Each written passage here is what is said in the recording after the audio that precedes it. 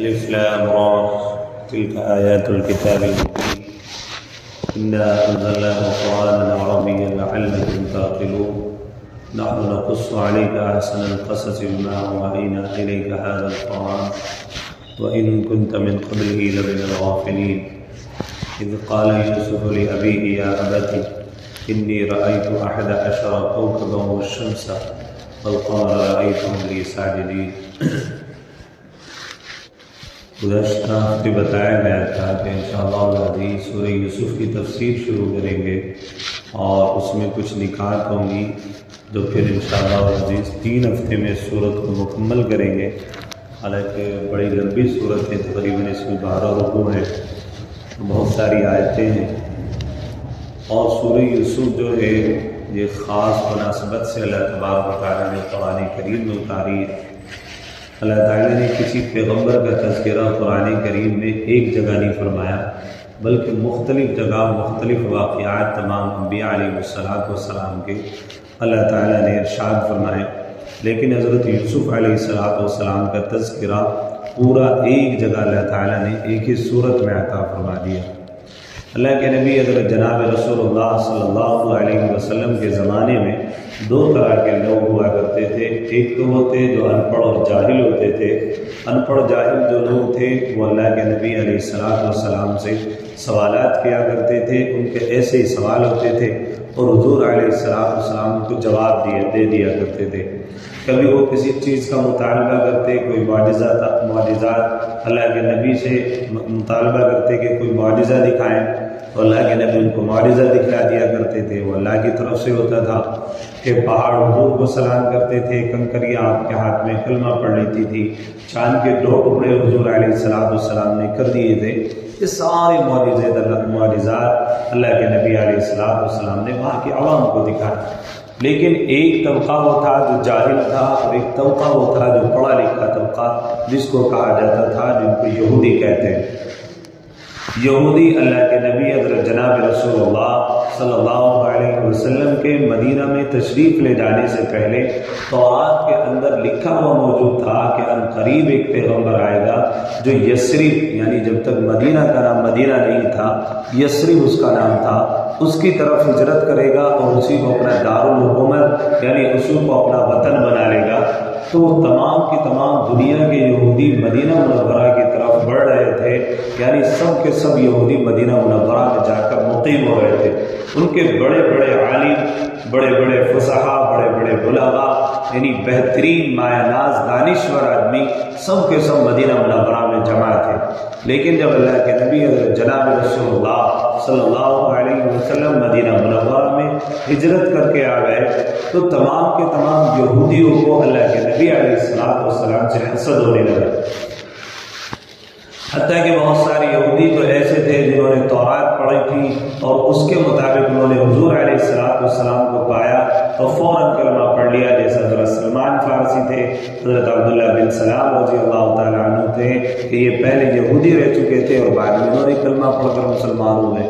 لیکن بڑے بڑے عالم جو مدینہ منورہ میں یہود کے جمع تھے، جب حضور صلی اللہ علیہ وسلم مدینہ منورہ میں پہنچے تو انہوں نے سوچا یہ نبی جو ہے یہ ویسے تو امی نبی ہے، ان پڑھ آدمی ہے۔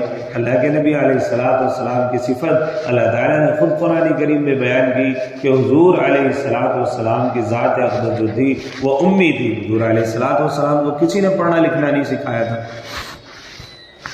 خود حضرت جبرائیل علیہ السلام اللہ تعالیٰ کی طرف سے وحی لے کر کے آتے تھے، اور حضور علیہ السلام جو بھی بات ارشاد فرماتے تھے وہ صرف وحی کے ذریعے جو بات حضور تک پہنچتی تھی وہی وہ تمام کی تمام دنیا کو بتاتے تھے۔ اپنی طرف سے خود اللہ کے نبی نے کبھی کچھ نہیں کہا۔ خود اللہ کا قرآن کہتا ہے کہ وَلَقَدْ أَوْحَيْنَا، جو ہم اس کی طرف وہی کرتے ہیں وہ اپنی زبان سے وہی کچھ کہتا ہے۔ تو یہودیوں کے بڑے بڑے عالموں نے ایک سوال کیا اللہ کے نبی حضرت جناب رسول اللہ صلی اللہ علیہ وسلم سے کہ اس نبی کے بارے میں بتائیے جو ملک شام سے نکل کر کے مصر تک گیا۔ ظاہر سی بات ہے حضور علیہ السلام کا زمانہ اور حضرت یوسف علیہ السلام کا زمانہ بڑا لمبا زمانہ۔ حضور علیہ السلام کو تو پتہ بھی نہیں تھا ان کے بارے میں، اللہ تعالیٰ نے بتایا۔ تو ایسا سوال کھڑا کیا کہ حضور امی تھے، آپ نے تورات نہیں پڑھی تھی، انجیل نہیں پڑھی تھی، اللہ کی طرف سے جو وحی آتی تھی آپ تو وہی بولتے تھے۔ اب انہوں نے سوچا تھا کہ یہ آدمی امی ہے، ہمارے سوال کا جواب نہیں دے پائے گا، اس لیے حضور صلی اللہ علیہ وسلم سے ایسا سوال کرو تاکہ ہم اس کی نبوت کا انکار کر دیں کہ یہ آدمی تو امی ہے، ہمارے سوال کا جواب نہیں دے پایا، تو اس کو کیسے ہم نبی تسلیم کر لیں۔ تو انہوں نے سوال کیا کہ اس نبی کے بارے میں بتائیے جو ملک شام سے مصر تک گیا۔ اللہ تبارک و تعالیٰ نے پھر ان کے جواب میں بس اتنا کہہ دیتے اللہ تعالیٰ کہ حضرت یوسف علیہ السلام ہے، لیکن نہیں، اللہ تبارک و تعالیٰ نے پورا تفصیل سے ان کے واقعے کا تذکرہ فرمایا، اور حضور علیہ السلام نے پورا تفصیل کے ساتھ میں ان کا واقعہ اللہ تعالیٰ نے قرآن کریم میں نازل فرما کر ان کو جواب دلوایا کہ آپ ان کو بتا دیجیے کہ وہ حضرت یوسف علیہ السلام۔ تو ان کے جوابات میں اللہ تبارک و تعالیٰ نے یہ علمی جواب دینے کے لیے سورہ یوسف نازل فرمائی تھی۔ اس کا شان نزول کے بارے میں نے بتا دیا کہ یہ سورت کیوں نازل ہوئی، یہودیوں نے سوال کیا تھا اس لیے یہ سورت نازل ہوئی۔ اب اس واقعے میں اس قصے کو اللہ تعالیٰ نے خود کہا نحن نقص علیک احسن القصص بما اوحینا الیک ھذا القرآن۔ اللہ تعالیٰ نے قرآن کریم میں بہت سارے واقعات بیان کیے، بہت سارے قصے بیان کیے، لیکن سب قصوں میں بہتر قصہ، سب قصوں میں اچھا قصہ وہ حضرت یوسف علیہ السلام کا ہے۔ خود اللہ نے کہا احسن القصص بما اوحینا، کہ قصوں میں سب سے بہتر وہ ہے جو ہم نے وحی کی اللہ کی طرف، اللہ کے نبی صلی اللہ علیہ وسلم کی طرف، یعنی سورہ یوسف، یعنی حضرت یوسف علیہ السلام کا قصہ کچھ یوں تھا، اذ قال یوسف لأبیہ یا ابت انی رأیت احد عشر کوکبا والشمس والقمر رأیتهم لی ساجدین۔ حضرت یوسف علیہ السلام خود ایک نبی ہیں، آپ کے والد وہ بھی نبی ہیں، آپ کے دادا وہ بھی نبی ہیں، اور آپ کے پردادا وہ بھی نبی ہیں۔ یہ نبی وہ نبی جس کا باپ نبی، جس کے والد، جس کے دادا نبی، جن کے پردادا نبی۔ حضرت یوسف علیہ السلام کے والد حضرت یعقوب علیہ السلام وہ اللہ کے پیغمبر ہیں۔ حضرت یعقوب علیہ السلام کے والد حضرت اسحاق علیہ السلام وہ اللہ تعالیٰ کے پیغمبر ہیں، اور حضرت اسحاق علیہ السلام کے والد حضرت ابراہیم علیہ السلام یہ اللہ کے پیغمبر۔ یہ بات نوٹ کرنے کی، وہ نبی جو خود نبی، جس کا باپ نبی، جس کے والد دادا نبی، اور جس کے پردادا نبی، حضرت یوسف علیہ السلام کی ذات اقدس ہے۔ تو حضرت یوسف علیہ السلام کے 11 بھائی تھے، یعنی 10 بھائی ان کے۔ حضرت یعقوب علیہ السلام کے 2 بیویاں تھیں، ایک بیوی سے 2 بیٹے تھے جن کا نام حضرت یوسف اور بنیامین تھا، اور دوسری بیوی سے آپ کے بقیہ بچے تھے، جو دوسری بیوی تھے، جو 10 بچے اور تھے، تو 9 بچے اور تھے، جو کل ملا کر 11 بچے ہوتے۔ تو حضرت یعقوب علیہ السلام کی ایک بیوی سے صرف حضرت یوسف اور بنیامین تھے، اور باقی سے جو بچے تھے وہ باقی تھے، جن میں ایک بیٹے کا نام یہودا تھا۔ حضرت یوسف علیہ السلام نے کم سنی کے عالم میں بچپن میں ایک خواب دیکھا، یا ابت انی رأیت احد عشر کوکبا والشمس والقمر رأیتهم لی ساجدین۔ اپنے والد کو بتایا کہ والد صاحب میں نے ایک خواب دیکھا کہ مجھے سورج، ستارے اور چاند جو ہے سجدہ کر رہے ہیں۔ والد نے جیسے یہ خواب سنا فوراً کہا قال یا بنی لا تقصص رؤیاک علی اخوتک، کہ اے یوسف اس خواب کو اپنے بھائیوں کو بیان مت کرنا۔ حضرت یعقوب علیہ السلام نے فوراً منع کیا، کیونکہ سوتیلے بھائی تھے، دوسری ماں سے بھائی تھے۔ کیوں؟ اس لیے کہ وہ جانتے تھے کہ یہ شیطان جو انسان کے پیچھے لگا ہوا ہے، یہ انسان کے دل میں کبھی بھی وسوسہ ڈال سکتا ہے، اور چونکہ اللہ تعالیٰ نے ان کو خوابوں کی تعبیر کا علم دیا تھا، اور حضرت یعقوب علیہ السلام اس خواب کے بارے میں سمجھ رہے تھے کہ آگے چل کر کے یہ میرا بیٹا کس نہج پر پہنچے گا اور کس مقام پر پہنچے گا، وہ حضرت یعقوب علیہ السلام سمجھ رہے تھے۔ اللہ تعالیٰ نے قرآن کریم میں کہا لا تقصص رؤیاک علی اخوتک فیکیدوا لک کیدا ان الشیطان للانسان عدو مبین۔ اگر تو نے یہ خواب اپنے بھائیوں کو بیان کیا تو وہ تیرے خلاف مکر کریں گے، اور شیطان انسان کا کھلا ہوا دشمن ہے۔ انسان کے دل میں شیطان جو ہے وسوسے ڈالتا ہے۔ ایک مرتبہ اللہ کے نبی حضرت جناب رسول اللہ صلی اللہ علیہ وسلم مسجد نبی میں تشریف فرما دے، جب مسجد نبی میں حضور علیہ الصلوۃ والسلام بیٹھے ہوئے تھے، تمام کے تمام ازواجات کے برابر میں مکانات ہوتے تھے، رات کی تاریکی تھی، حضرت صفیہ کو کافی دیر تک حضور علیہ الصلوۃ والسلام کے پاس بیٹھی رہی۔ اچانک پھر وہ اٹھ کر کے اپنے گھر میں داخل ہونے لگی، بالکل ملے ہوئے مکانات تھے مسجد نبوی سے، وہیں پر دروازہ جو ہے مسجد نبوی کی طرف کھلتا تھا۔ تو حضرت صفیہ جیسے جانے لگی، باہر سے 2 صحابی رسول اندر داخل ہوئے۔ حضور علیہ الصلوۃ والسلام نے آتے ہی ان کے بتا دیا کہ یہ جو ابھی یہاں سے عورت گزری ہے یہ میری بیوی حضرت صفیہ رضی اللہ تعالیٰ عنہ۔ کیوں کہا اللہ کے نبی؟ پھر فرمایا کہ انسان کے دل میں شیطان مکر ڈال دیتا ہے، کہیں تمہارے ذہن میں غلط فہمی میں تم مبتلا نہ ہو جاؤ، اس لیے میں نے یہ بات تمہیں پہلے ارشاد کروا دی۔ ان صحابی رسول نے کہا کہ معاذ اللہ کے نبی، ہم تو یہ سوچ بھی نہیں سکتے۔ حضور علیہ الصلوۃ والسلام نے فرمایا کہ تم نہیں سوچ سکتے، لیکن شیطان تمہارے دل میں مکر ضرور ڈال سکتا ہے۔ بہت ساری غلط فہمیوں کی وجہ سے ہی آدمی ایک دوسرے سے آج کے زمانے میں بدزن ہوتا ہے، صرف غلط فہمیاں ہوتی ہیں اور بدزنی میں آدمی مبتلا ہو جاتا ہے۔ اور اللہ کے نبی اللہ تعالیٰ نے قرآن میں کہا بئس الاسم الفسوق ان بعد الظن اسم، کہ بعض آدمی کے گمان برے ہوتے اور حقیقت میں برے نکلتے، سوچتا کچھ ہے اور ہوتا کچھ ہے۔ تو تمام کے تمام بھائیوں کے بارے میں شیطان مکر ڈال دے گا، اس لیے حضرت یعقوب علیہ السلام نے کہا کہ یہ خواب اپنے بھائیوں کو بیان مت کرنا۔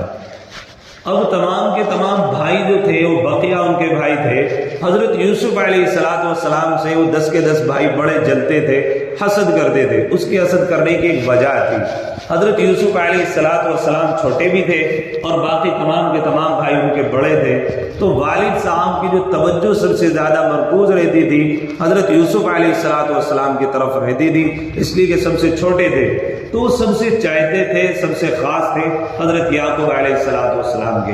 یہ کہہ لیجیے کہ ان کے نور نظر تھے، اور پھر حسن و جمال حضرت یوسف علیہ السلام کا، اس کا انشاءاللہ العزیز قریب تذکرہ آئے گا۔ اس لیے والد صاحب کو اپنی اس اولاد سے بہت زیادہ محبت تھی۔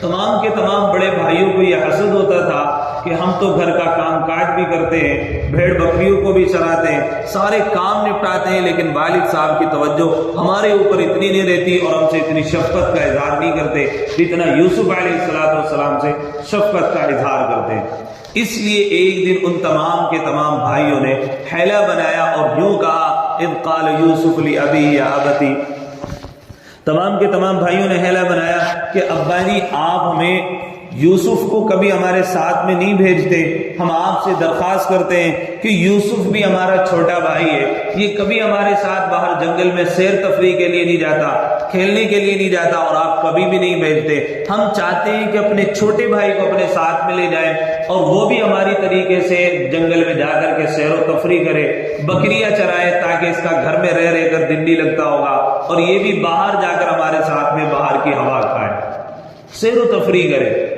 اس طریقے سے ایک حیلہ بنایا، اور حیلہ بنا کر کے انہوں نے والد صاحب کے سامنے یہ بات پیش کی۔ آدمی کو کسی کو لے جانا ہوتا ہے تو حیلہ ہی بناتا ہے۔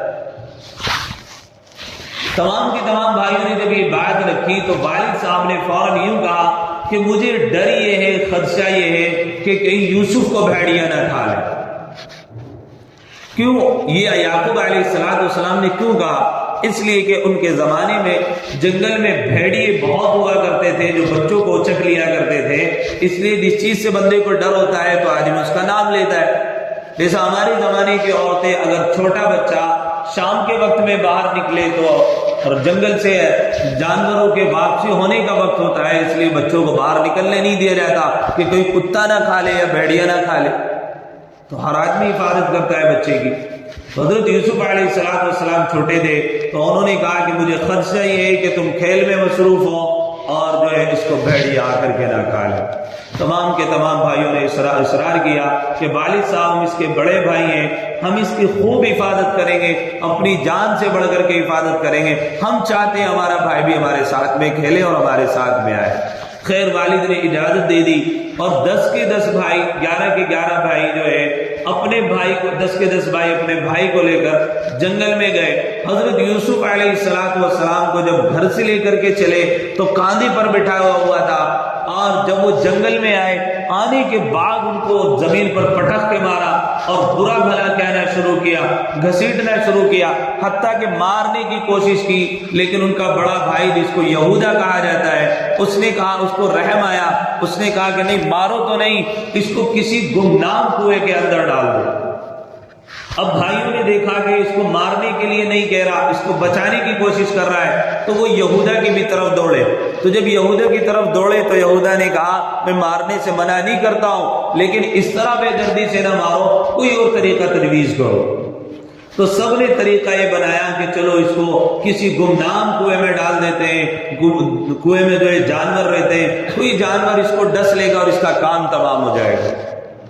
اب انہوں نے آخر کار ایک کنواں تلاش کیا اور 10 کے 10 بھائیوں نے حضرت یوسف علیہ السلام کو اس میں جو کنویں میں ڈول پڑا ہوا تھا اس ڈول میں بٹھایا، اور بٹھانے کے بعد ایک روایت کے مطابق بیچ میں جب وہ ڈول نیچے پہنچا تو بیچ میں سے رسی کو کاٹ دیا، اور بعض روایت کے مطابق کہ حضرت یوسف کو پکڑا۔ حضرت یوسف علیہ السلام اپنے آپ کو بچانے کی کوشش کر رہے تھے تو ان کے بدن پر سے انہوں نے کرتا اتار لیا تاکہ وہ ہمیں پکڑنے کی کوشش نہ کرے، ان کا کرتا اتار کر کے جو ہے ان کو اس میں ڈال دیا ہوا ہے۔ بس اللہ کی شان کہ حضرت یوسف علیہ السلام کا کنویں میں جانا تھا کہ جیسے حضرت یوسف علیہ السلام کنویں میں گر رہے تھے تو بعض روایت میں آتا ہے کہ ایک جو ہے اس میں پتھر تھا جو کنویں میں اس طرح باہر نکلا ہوا تھا۔ حضرت یوسف علیہ السلام جیسے ہی کنویں میں گئے تو اس کنویں میں جو پتھر پڑا ہوا تھا اس پتھر پر جا کر کے ٹھہر گئے۔ اور بعض روایت میں آتا ہے کہ جب حضرت یوسف علیہ السلام کو اس بے دردی سے وہ مار رہے تھے اور مار کر کے کنویں میں ڈال رہے تھے، اللہ تبارک و تعالیٰ نے حضرت جبرائیل علیہ السلام کو بھیجا۔ جیسے ہی انہوں نے رسی کو کاٹا تو حضرت یوسف علیہ السلام کو حضرت جبرائیل علیہ السلام نے یوں ہاتھ پر بٹھایا اور ان کو آرام کے ساتھ میں جا کر کے اس پتھر کے اوپر بٹھا دیا۔ تمام کے تمام بھائیوں نے سوچا کہ اب تو اس کا خاتمہ ہو جائے گا، لیکن یہودا جو ان کا سب سے بڑا بھائی تھا، جن سے بعض قول کے مطابق یہ ہے کہ یہودا ہی سے یہودی نسل چلی ہے، تو وہ بھائی کو رحم دل آدمی تھا، وہ بھائی کو رحم آیا اور وہ روزانہ اس کنویں کے پاس آتا، کچھ گھر سے کھانا لے کر کے آتا اور کنویں میں حضرت یوسف علیہ السلام کو کھانا پھینک دیا کرتا تھا اور حضرت یوسف علیہ السلام اس کھانے کو کھا لیا کرتے۔ یہ سلسلہ 3 دن تک چلتا رہا اور یہودا جو ان کا بڑا بھائی تھا برابر اس کنویں کے پاس آتا اور اس کنویں کی حفاظت کرتا، اس کنویں کو دیکھتا اور انتظار کرتا کہ شاید کوئی قافلہ آئے اور کوئی قافلہ حضرت یوسف علیہ السلام کو اس کنویں سے نکال لے۔ اتفاقی بات وہ کنواں جہاں پر تھا گمنام جگہ تھا، وہاں پر قافلہ بھی نہیں کوئی گزرتا تھا، لیکن اللہ کی شان کہ اللہ تبارک و تعالیٰ نے ایک قافلہ جو کہ بھٹک گیا تھا اپنا راستہ، وہ بھٹک کر کے اس کنویں کے پاس سے گزرا، ان کو پیاس لگی تو انہوں نے ڈول جو ہے کنویں کے اندر ڈالا۔ حضرت یوسف علیہ السلام نے جیسے ہی ڈول کو دیکھا تو فوراً اس رسی کو پکڑ لیا، اور وہ جو آدمی ڈول کو کھینچ رہا تھا اس کا نام مالک تھا، اس نے جیسے ہی ڈول کو باہر کھینچا تو اس میں دیکھا کہ خوبصورت نوجوان بیٹھا ہوا ہے، بس اس نے فوراً پکار اٹھا کہ اللہ تبارک و تعالیٰ نے آج پانی کے ذریعے سے ہمیں بہترین غلام عطا فرمایا۔ تو جب اس نے یہ بات کہی یہودا چھپ کر دیکھ رہا تھا، اپنے سارے کے سارے بھائیوں کو آ کر کے بتایا کہ جس بھائی کو ہم نے کنویں میں ڈالا تھا اس کو ایک قافلے والوں نے نکال لیا۔ اب یہ سارے کے سارے بھائی دوڑے آئے اس کنویں کے پاس اور اس قافلے والوں سے یوں کہا کہ یہ ہمارا بھگوڑا غلام ہے، ہمارے سے بچ کر کے بھاگ رہا تھا اور بھاگتے بھاگتے یہ کنویں میں گر گیا، یہ تمہارا غلام نہیں، یہ تو ہمارا غلام ہے، تم بتاؤ اس کو کتنی قیمت میں خریدنا چاہتے ہو۔ اور وہ قافلے والے تھے، ان کو یقین آ گیا کہ یہ یہاں کے باشندے ہو سکتا ہے انہی کا غلام ہو۔ انہوں نے کہا کہ ہم تمہیں 20 درہم میں غلام بیچتے ہیں۔ انہوں نے 20 درہم ادا کیے اور 2 درہم تمام کے تمام بھائیوں نے تقسیم کیے اور اپنے گھر واپس آ گئے۔ جب گھر واپس آئے حضرت یعقوب علیہ السلام نے دیکھا کہ 10 کے 10 بیٹے موجود ہیں اور آپ کا لخت جگر نور نظر آپ کے ان کے ساتھ میں نہیں ہے۔ فوراً سوال کیا کہ میرے بیٹے کے ساتھ میں کیا بنا، یوسف کہاں پر ہے؟ تمام کے تمام بھائیوں نے ایک کہانی گھڑی، ایک بھیڑیے کو ذبح کیا، اور ذبح کرنے کے بعد جو آپ کی قمیض تھی اس کے اوپر خون لگایا اور حضرت یعقوب علیہ السلام کے سامنے پیش کیا اور کہا کہ ابا جان ہم تو کھیل میں مصروف تھے اور یوسف جو ہے بیٹھا ہوا تھا، اچانک ایک بھیڑیا آیا اور بھیڑیے نے آ کر کے جو ہے یوسف کو کھا لیا۔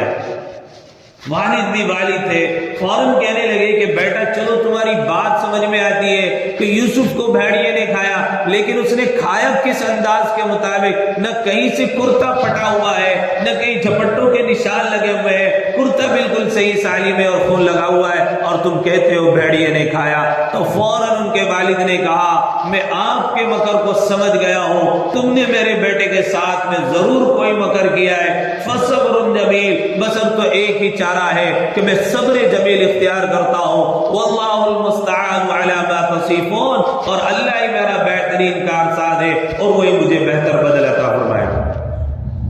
وجاءت سيارة فأرسلوا واردهم فأدلى دلوه قال يا بشرى هذا غلام وأسروا بداعة والله عليم بما يعملون، کہ اللہ کو اگر منظور ہوا اللہ تبارک و تعالی میرے بیٹے کو مجھے واپس لوٹا دے گا۔ اب بیٹا باپ کے درمیان میں جدائی یہ 40 سال تک بنی رہی۔ اب یہاں سے حضرت یوسف علیہ السلام کو اس قافلے نے نکالا اور نکال کر کے مصر کے بازار میں جا کر کے بولی لگانا شروع کی۔ اللہ اکبر! آپ اتنے خوبصورت جوان، اللہ تعالیٰ نے بڑا حسن و جمال آپ کو عطا فرمایا، آج مصر کے بازار میں یوسف آیا ہے اور بولی لگ رہی ہے، تمام کی تمام دنیا والے مصر والے آ کر کے بولی لگا رہے ہیں۔ اللہ تبارک و تعالیٰ اپنے محبوب اپنے پیغمبر کے آج بولی لگوا رہا ہے، اور ساری کی ساری دنیا آ کر کے حضرت یوسف علیہ السلام کے بارے میں بولی لگا رہے، حتیٰ کہ وہاں پر چرخہ کاٹنے والی ایک عورت جو سوت کاٹا کرتی تھی، وہ بھی اپنا سوئی دھاگا لے کر کے، اس کے پاس کوئی مال و زر نہیں تھا، وہ بھی صرف اس وجہ سے بازار میں آئی تھی کہ کل قیامت میں اللہ پوچھے گا تو میں یوں کہہ دوں گا کہ ربا تیرا پیغمبر تھا اس کی خریداری کے لیے، میرے پاس کچھ نہیں تھا تو میں ایک سوئی اور دھاگا لے کر کے آئی تھی۔ وہ بھی بازار میں آئی، سب نے بولیاں لگانا شروع کی، ایک سے بڑھ کر ایک بندہ بولی لگا رہا تھا۔ عزیز مصر جو مصر کا بادشاہ تھا اس نے کہا کہ جتنا اس کا یوسف کا جو وزن ہے اس کے ہم وزن میں سونا تول دوں گا، اس کی سونے کی قیمت ادا کر دوں گا، لیکن یہ غلام میرا ہوگا۔ تو عزیز مصر نے آپ کی سب سے زیادہ بولی لگائی اور آپ کو خرید کر کے اپنے گھر میں لے آئے۔ اب عزیز مصر کے کوئی اولاد بھی نہیں تھی، اس کی ایک عورت بیوی تھی جس کا نام تھا زلیخا، کوئی اولاد نہیں تھی۔ اب انہوں نے لا کر اپنی بیوی کو دیا اور کہا ہمارے اولاد تو کوئی نہیں، اب تمہیں چاہیے کہ اس بچے کی اچھی تربیت کرو۔ نبی ہوتا ہے، اللہ تبارک و تعالیٰ نبی کو ہمیشہ گناہوں سے الگ رکھتا ہے۔ ایک ہوتا ہے گناہوں سے بچنا اور ایک ہوتا ہے گناہوں سے الگ رہنا۔ اللہ تبارک و تعالیٰ گناہ کے قریب بھی پھٹکنے نہیں دیتا، پیغمبر الگ رکھتا ہے گناہ کو۔ پرورش ہونا شروع ہوئی، آپ کڑیل جوان ہو گئے۔ اب زلیخا جو ہے حضرت یوسف علیہ السلام کے حسن و جمال کو دیکھ کر متاثر ہوئی اور آپ پر فریفتہ ہو گئی، آپ کی عاشق ہو گئی۔ اللہ نے اس کا بڑا زبردست طریقے سے یہاں پر قرآن کریم میں پورا واقعہ ترجمے کے دوران بیچ بیچ میں جو باتیں آئیں گی میں وہاں پر عرض کر دوں گا۔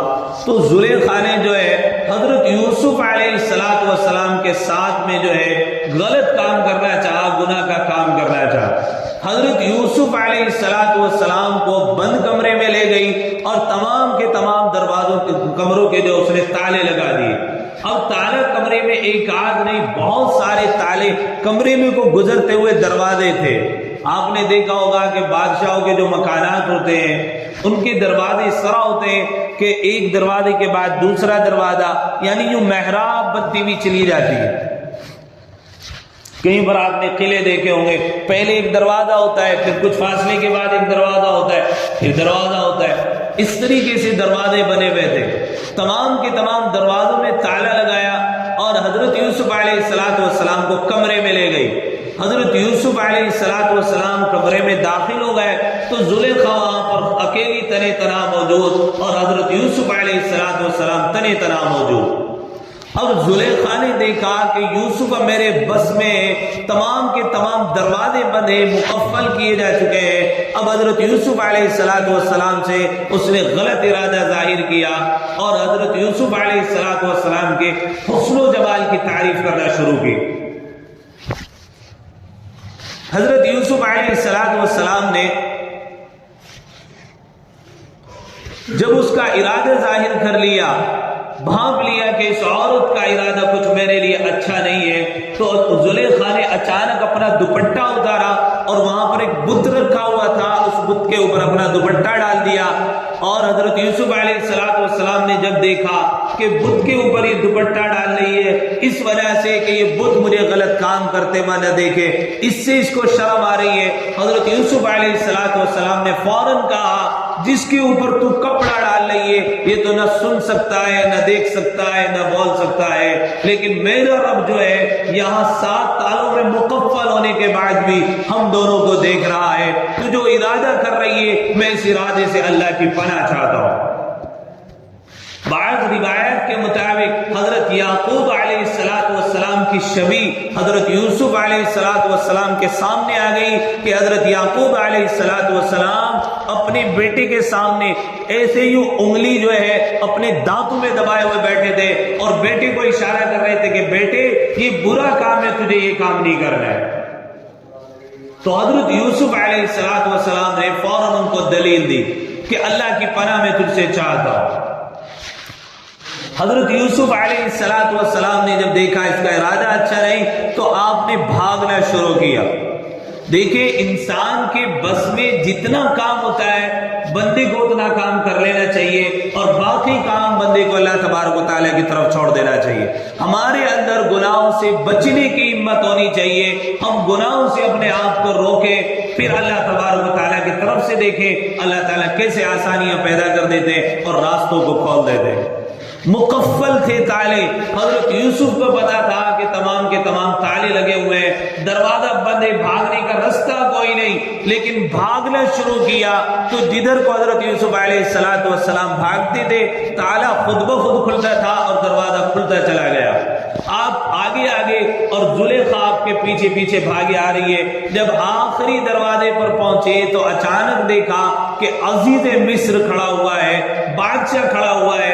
حضرت یوسف علیہ السلام نے دیکھا تو بادشاہ ہے، پیچھے سے زلیخا بھاگی بھی آ رہی تھی، بس آتے ہی اس نے رونا شروع کر دیا اور کہنے لگی کہ دیکھا آپ نے جس غلام کی آپ نے اتنی بہترین پرورش کی، مصر کے بازار سے خرید کے لائے اور مصر کے تخت پر بٹھایا، اپنے قریب کیا، اپنے گھر میں رکھا، اس نے آپ کی بیوی کے ساتھ میں آج غلط کام کا ارادہ کیا۔ رونے دھونے لگی۔ اب عزیز مصر تھا، اس کے مکر کو تو سمجھ گیا۔ حضرت یوسف علیہ السلام نے دیکھا کہ ان کے اوپر الزام عائد ہو چکا ہے، ایک بچہ گہوارے میں پالنے میں برابر میں پڑا ہوا تھا۔ فوراً اس کی طرف اشارہ کر کے کہا کہ عزیز مصر آپ مجھے اگر جھوٹا سمجھتے ہیں آپ اس بچے سے گواہی لے لیجیے، اگر یہ بچہ میرے حق میں گواہی دے دے تو میں سچا ہوں۔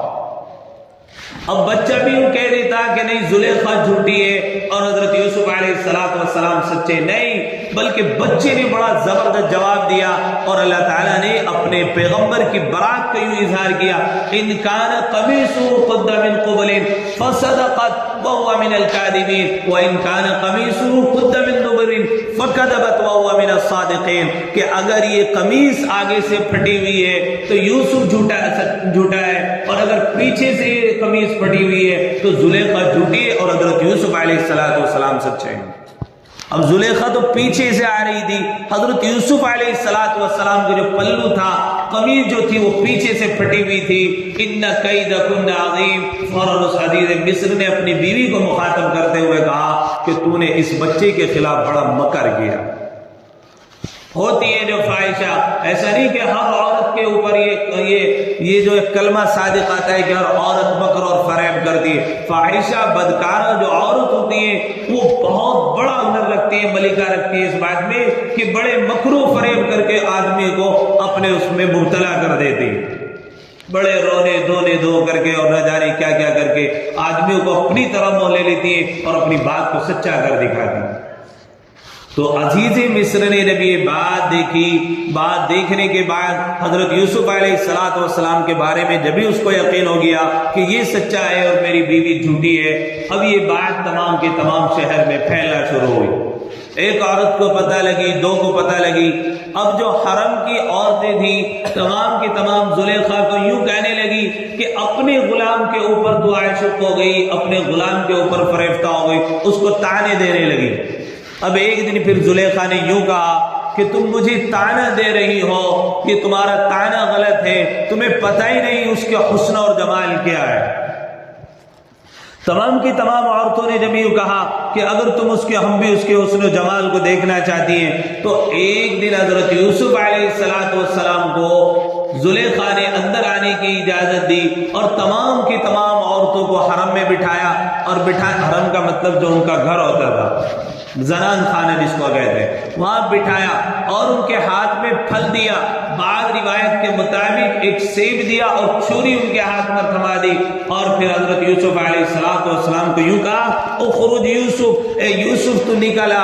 حضرت یوسف علیہ السلام جیسے ہی ان عورتوں کے سامنے سے یوں گزرے تو تمام کی تمام عورتوں نے حضرت یوسف علیہ السلام کے جب حسن و جمال کو دیکھا تو یوں کہا کہ یہ تو انسان نہیں بلکہ اللہ تبارک و تعالیٰ کی طرف سے بھیجا ہوا کوئی فرشتہ ہے۔ ہاتھ میں سیب لیے ہوئے بیٹھی ہے، لیکن سیب کو کاٹنے کے بجائے اپنی انگلیاں کاٹ لیتی۔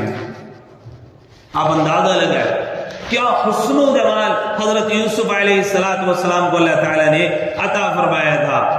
اللہ کے نبی حضرت جناب رسول اللہ صلی اللہ علیہ وسلم نے ارشاد فرمایا کہ میں نے معراج کی رات میں حضرت یوسف علیہ السلام کو جب آسمان پر دیکھا تو میں نے یہ محسوس کیا کہ پوری دنیا کا آدھا حسن اللہ تعالیٰ نے حضرت یوسف علیہ السلام کو عطا فرمایا ہے، اور آدھا حسن اللہ تعالیٰ نے پوری دنیا کو عطا فرمایا۔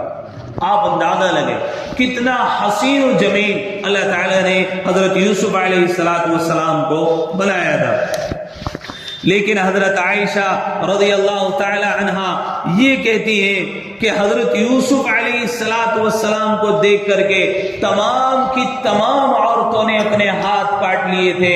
اگر میرے پیغمبر حضرت جناب رسول اللہ صلی اللہ علیہ وسلم کو اگر اس زمانے کی عورتیں دیکھ لیتی، لا تدن بالقطع القلوب علی الایدی، اپنے ہاتھوں سے اپنے دلوں کو کاٹ لیتی۔ اللہ کے نبی کیوں؟ اس لیے کہ حضور علیہ السلام اول بھی ہے آخر بھی ہے، تمام کے تمام انبیاء کے سردار ہے، تمام کے تمام انبیاء کو جو حسن ملا ہے وہ پیغمبر اسلام حضرت جناب رسول اللہ صلی اللہ علیہ وسلم کے صدقے اور طفیل میں ملا ہے۔ سارے کے سارے انبیاء چشمے کے مانند ہیں، اور میرے اور آپ کا آقا وہ دریا کے مانند ہیں کہ تمام کے تمام چشمے سمندر میں جا کر گرا کرتے ہیں اور سمندر سے شرف حاصل کیا کرتے ہیں۔ ہمارا اور آپ کا پیغمبر تو وہ پیغمبر ہے جس کو اللہ تبارک و تعالیٰ نے سید الانبیاء کہا۔ تمام کے تمام انبیاء کی امامت حضور علیہ السلام مسجد اقصی میں کر رہے ہیں، وہ پیغمبر۔ تو حضرت عائشہ نے یوں کہا اگر حضور علیہ السلام کے حسن و جمال کو دیکھ لیتی تو اپنے دل پر قابو نہ کر پاتی اور اپنے دلوں کو کاٹ لیتی۔ کیوں؟ اس لیے کہ تمام کے تمام بدن میں مرکز بدن وہ دل ہوتا ہے، اور تمام کے تمام انبیاء میں مرکز جو ہے وہ حضور علیہ السلام کی ذات ہے۔ باقی جتنے بھی انبیاء ہیں وہ تمام کے تمام حضور علیہ السلام کے ساتھ میں شاخ کے مانند ہیں۔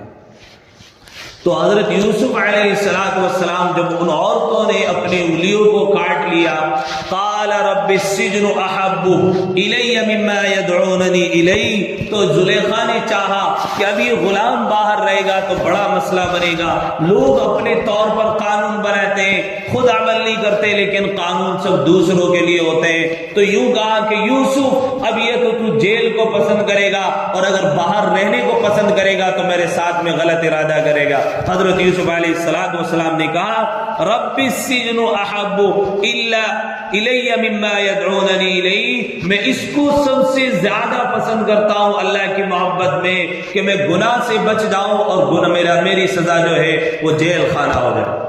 حضرت یوسف نے، ایک ہوتا ہے حبیب، مجھے محبت ہے، ایک ہوتا ہے احب، سب سے زیادہ مجھے حبیب ہے، پسندیدہ ہے۔ ایک چیز کہتا ہے مجھے پسند ہے، ایک ہوتا ہے سب سے زیادہ۔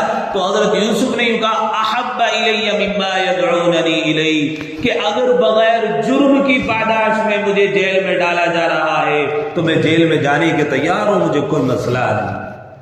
آج کے زمانے میں بھی یہی حالت مسلمانوں کی ہے، جرم مسلمانوں کا کچھ نہیں ہوتا، غلطیاں مسلمانوں نے کچھ نہیں کی ہوتی، لیکن بغیر جرم کی پاداش میں ان کو جیلوں میں ڈالا جا رہا ہے۔ انشاءاللہ العزیز جو انقلاب حضرت یوسف علیہ السلام بغیر جرم کی سزا کاٹ کر جیل سے لے کر اٹھے تھے، ایک وقت آئے گا کہ ناحق مسلمانوں کو جو ستایا جا رہا ہے اور جیلوں میں ٹھوسا جا رہا ہے، کہ اللہ تبارک و تعالیٰ پھر فاتحانہ انداز میں اللہ تعالیٰ باہر نکالے گا اور دنیا دیکھے گی کہ پوری دنیا میں اسلام کا پرچم لہرائے گا اور اسلام کا بول بالا ہوگا، اور جو ظالم اور جابر ہے اللہ تبارک و تعالیٰ ان کو ذلیل اور خوار کر کے رکھ دے گا۔ یہ انقلاب ہے حضرت یوسف علیہ السلام کی زندگی میں، کہ ہم دیکھیں کہ جب کسی جرم کی سزا کے بغیر تمہیں جیلوں میں ڈالا جا رہا ہو، سارے قانون تمہارے خلاف بنائے جا رہے ہو، تب بھی اللہ کی رحمت سے مایوس نہ ہونا، تب بھی اپنے پاؤں میں ذرہ برابر ڈگمگاہٹ اور مزمحل مت ہونے دینا، ثابت قدمی کے ساتھ میں ڈٹ جانا اور ثابت قدمی کا ثبوت دینا، پھر دیکھنا اللہ تبارک و تعالیٰ تمہارے لیے کیا راستے کھولتا ہے۔ لیکن آج مسئلہ مسلمانوں کا یہ ہے ثابت قدمی اور ہمارے اندر استقامت، استقلال نہیں ہے، اسی وجہ سے دنیا کے اندر ہم لوگ سب سے زیادہ پریشانی کا حال ہے۔ ورنہ ظلم، ناانصافی کے خلاف جتنا مسلمان بولا ہے، کوئی دنیا نہیں بولی، اپنے لیے نہیں بلکہ تمام کی تمام دنیا انسانیت کے لیے اس مسلمان نے، اس ایمان والے نے آواز اٹھائی تھی، اور ناحق جرم میں، ناحق جو ہے بغیر جرم کے جیلوں کی سزائیں کاٹی تھی۔ اللہ تبارک و تعالیٰ نے فاتحانہ انداز میں باہر بھی نکالا تھا۔ ہمارے ملک کے بہت بڑے بزرگ حضرت مجدد الفسانی رحمۃ اللہ علیہ گزرے۔ اکبر نے دین الہی ایجاد کیا، اپنے سامنے لوگوں کو سجدہ کرانے لگا، حضرت مجدد الفسانی نے مخالفت کی۔ یہ جو زمانے میں آج کل چل رہا ہے نا، مسلمان کسی غیر لڑکی سے شادی کرے، جائز ہے کہ نہیں؟ اللہ معاف کرے، ایک مسلمان نے ابھی کسی ایکٹرا سے شادی کر لی، بہت سارے میں نے دیکھا پڑھے لکھے مسلمانوں کو وہ بھی مبارکباد پیش کر رہے۔ اللہ نے قرآن میں صاف منع کر دیا، وَلَأَمَةٌ مُؤْمِنَةٌ مَا كَانَ لِلْمُشْرِكِينَ، کہ ہو ہی نہیں سکتا کسی مسلمان کا کسی اللہ کی نافرمانی کرنے والے سے، اللہ کا انکار کرنے والے سے نکاح ہو ہی نہیں سکتا۔ مبارکبادی تو بہت دور کی بات ہے، اور اگر کوئی اس کو جائز سمجھ کر مبارکبادی پیش کر رہا ہے، جائز ٹھہراتا ہے، وہ بندہ بھی جو ہے اللہ کا انکار کرنے والا کافر ہو جائے۔ اللہ ہم سب کی حفاظت ہو۔ یہ اللہ کا قانون ہے، اللہ کا قرآن کہہ رہا ہے۔ تو اللہ تبارک و تعالی حضرت مجدد الفسانی رحمۃ اللہ علیہ کے زمانے میں بھی اکبر نے بھی یہی کچھ کیا تھا۔ آپ مجھ سے زیادہ اس کا واقعہ جانتے ہیں، اس لیے کہ آپ نے خوب سیریل دیکھے ہیں، ہاں کتابیں تو پڑھی نہیں ہیں، اکبر کے قصے اور سیریل خوب لوگوں نے دیکھے، گھروں میں چلائیے، اور اسی کی وجہ سے تباہی آئی ہے کہ آج ہماری بچیاں غیروں کے ساتھ ان سیریلوں کو دیکھ کر جانے پر مجبور ہو گئی۔ یہ سیریلوں کے نقصانات ہیں، یہی کچھ تو دکھایا گیا تھا ان میں کہ عشق معشوقی کے چکر میں آنے کے بعد نہ اپنے خاندان کی عزت کو دیکھنا ہے، نہ اپنے گھر والوں کو دیکھنا ہے، اور تو اور اب تو ایمان کو بھی نہیں دیکھنا ہے۔ جس سے تمہارا دل مل جائے بس اس سے شادی کر گزرو، دنیا کی طاقت کوئی نہیں بگاڑ سکتی۔ اور نام دیا گیا کہ عشق کے آگے سب جھکتے ہیں، اس کے سامنے سب کو گھٹنے ٹیکنے پڑتے ہیں، یہ نام دیا جا رہا ہے۔ عشق میں بڑی طاقت ہوتی ہے، یہ ڈائلوگ بولے جا رہا ہے۔ سارے خاندان کی عزت کو ملیا میٹ کر دیا، اپنا ایمان داؤ پر لگا کے چلی گئی، کیا رہ گیا پھر اس کے پاس؟ اور مسلمانوں کی اس کی فکر بھی نہیں۔ تو حضرت مجدد الفسانی نے دیکھا اکبر نے دین الہی ایجاد کیا، ڈٹ گئے، انکار کر دیا، میں تجھے سردانی کروں گا، میں تیرے سامنے جھک کر کے نہیں چلوں گا۔ یہ جو چھوٹے چھوٹے سے مزارات پہ آپ جو دروازے چھوٹے دیکھتے ہیں نا، یہ اسی کی دین ہے۔ چھوٹے سے مزاروں پہ جاتے ہیں آپ، دروازے چھوٹے ہیں تاکہ بندہ نیچے جھک کر جائے۔ کہ انہی کے دور حکومت میں سب یہ مزارات پکے بنائے۔ اسلام میں ہے ہی نہیں پکی قبر کہیں بھی، لوگ کتبے لگا رہے ہیں، لوگ پکی قبریں بنا رہے ہیں۔ اور آج تو ہمارے یہ قبرستان ہے عیدگاہ کا، یہاں پر جاتے ہیں جھاڑو پوچھا کر رہا ہے، بالکل پلین کر کے ماں باپ کی قبر کو کر کے آ رہے ہیں۔ ارے جیتی جیتے تو نے زندگی میں نماز جنازہ باپ کی ٹھیک نہیں پڑھی، مرنے کے بعد وہاں پر جھاڑو پوچھا کر رہا ہے اور اس کو ایسی کر کے آ رہا ہے جیسا بالکل پکی۔ آج تو نے تھوڑا سا پانی ڈال کر ایکسار کیا، کل کو تیرے بچے آ کر کے اس کو پکی بنائیں گے، اور پھر شب برات آئے گی، شب قدر کا دن آئے گا تو اس کو وہاں سے تمام کے تمام پھول مالائیں سجائے جائیں گے اور پانی رکھا جائے گا۔ جیتے جی تو محبت میں باپ کو پانی نہیں پلایا، اور مرنے کے بعد باپ کی قبر پہ پانی کی بوتلیں رکھ رہا ہے۔ یہ ہو رہا ہے مسلمان کا حال۔ جیتے جی باپ کی قدر نہیں کی، پیسہ اس پہ نہیں لگایا، مرنے مر گیا باپ بیماری میں، اس کو جا کر کے اچھے ڈاکٹر کو نہیں دکھایا اور مر گیا، اب اس کو لوگوں کو دکھانے کے لیے اس کی قبر کو پاک صاف کر۔ یہ درست نہیں ہے اسلام۔ پکی قبر بنانا اسلام میں جائز ہی نہیں ہے۔ اگر اسلامی حکومت ہو، اسلامی سلطنت ہو، یہ تمام کے تمام مزارات جو پکے بنے ہوئے جن کے اوپر چھت سب ڈھا دیے جائے۔ صحیح بتاؤ، تو پوری دنیا میں کہیں ہے ہی نہیں۔ کیوں؟ یہیں سے بدعت اور یہیں سے بت پرستی شروع ہوتی ہے۔ یہ بت پرستی جو دنیا میں شروع ہوئی حضرت نوح علیہ السلام کے زمانے سے ہوئی۔ حضرت نوح علیہ السلام کے زمانے میں پکی قبر بنا دی گئی چند لوگوں کی۔ آنے والی نسلیں وہاں پر پہلے فاتحہ پڑھنے جاتی تھی، پھر انہوں نے چادریں چڑھانا شروع کر دی، پھر وہ چڑھتے چڑھتے بس انہیں کو معبود بنا لیا ہوگا۔ اور آج دنیا میں بت پرستی عام ہے، یہیں سے شروع ہوتا ہے۔ کہ ذرا سا شب قدر میں چائے کا نظم ہو جائے تو لوگوں کی سستی ختم ہو جاتی ہے، وہ سستی کے چکر میں پھر میلے ٹھیلے عرس بھرنے شروع ہو جاتے ہیں۔ یہی کچھ ہندوستان میں ہوا بھی ہے، اور پھر ان کو بند کرنا بہت محال ہو جاتا ہے۔ آج نہیں ہوتے بند، یہ کہیں کتنی طاقت ہے۔ آئے ہائے قربان ہے، میرے ایک واقعہ یاد آ گیا، عرض کرتا چلو۔ سعودی حکومت نے حضرت مولانا اشرف علی تھانوی رحمۃ اللہ علیہ زندہ تھے، حیات تھے، وہاں کی گورنمنٹ نے جتنے بھی سلطنت عثمانیہ کے دور میں جو نشاندہی قبروں کے اوپر کی گئی تھی، مقبرے بنائے گئے تھے، سب کو ڈھا دیا۔ بات حضور علیہ السلام کے روضہ رسول کی آئی، پکا ہے وہ بھی، آپ نے گنبد خضرا دیکھا ہے، اس کے اوپر چھت ہے، تو کسی بھی قبر کے اوپر چھت بنانا اسلام میں جائز نہیں۔ خود حضور علیہ السلام کی حدیث موجود ہے کہ کسی بھی قبر کو پکی نہ بنایا جائے اور اس کے اوپر تو چھت بالکل بھی نہ ڈالی جائے۔ تمام کی تمام مزارات تم نے دیکھا، بہت سارے حاجی لوگ گئے ہوں گے جنت البقیع اور جنت المعلا قبرستان، ایک صحابی رسول کی قبر پر آپ کتبہ بھی نہیں دکھا سکتے، بس ایک بورڈ لگا ہوا ہے کہ یہاں فلاں فلاں بزرگ فلاں فلاں صحابی کے مزارات ہیں، بس۔ شہدائے بدر صحابہ ہیں، اتنے سارے صحابہ وہاں پر شہید ہوئے، تقریباً 12 صحابیوں کے نام وہ ایک جگہ کتبے پر لکھے ہوئے ہیں کہ یہاں پر ان کی قبر ہے۔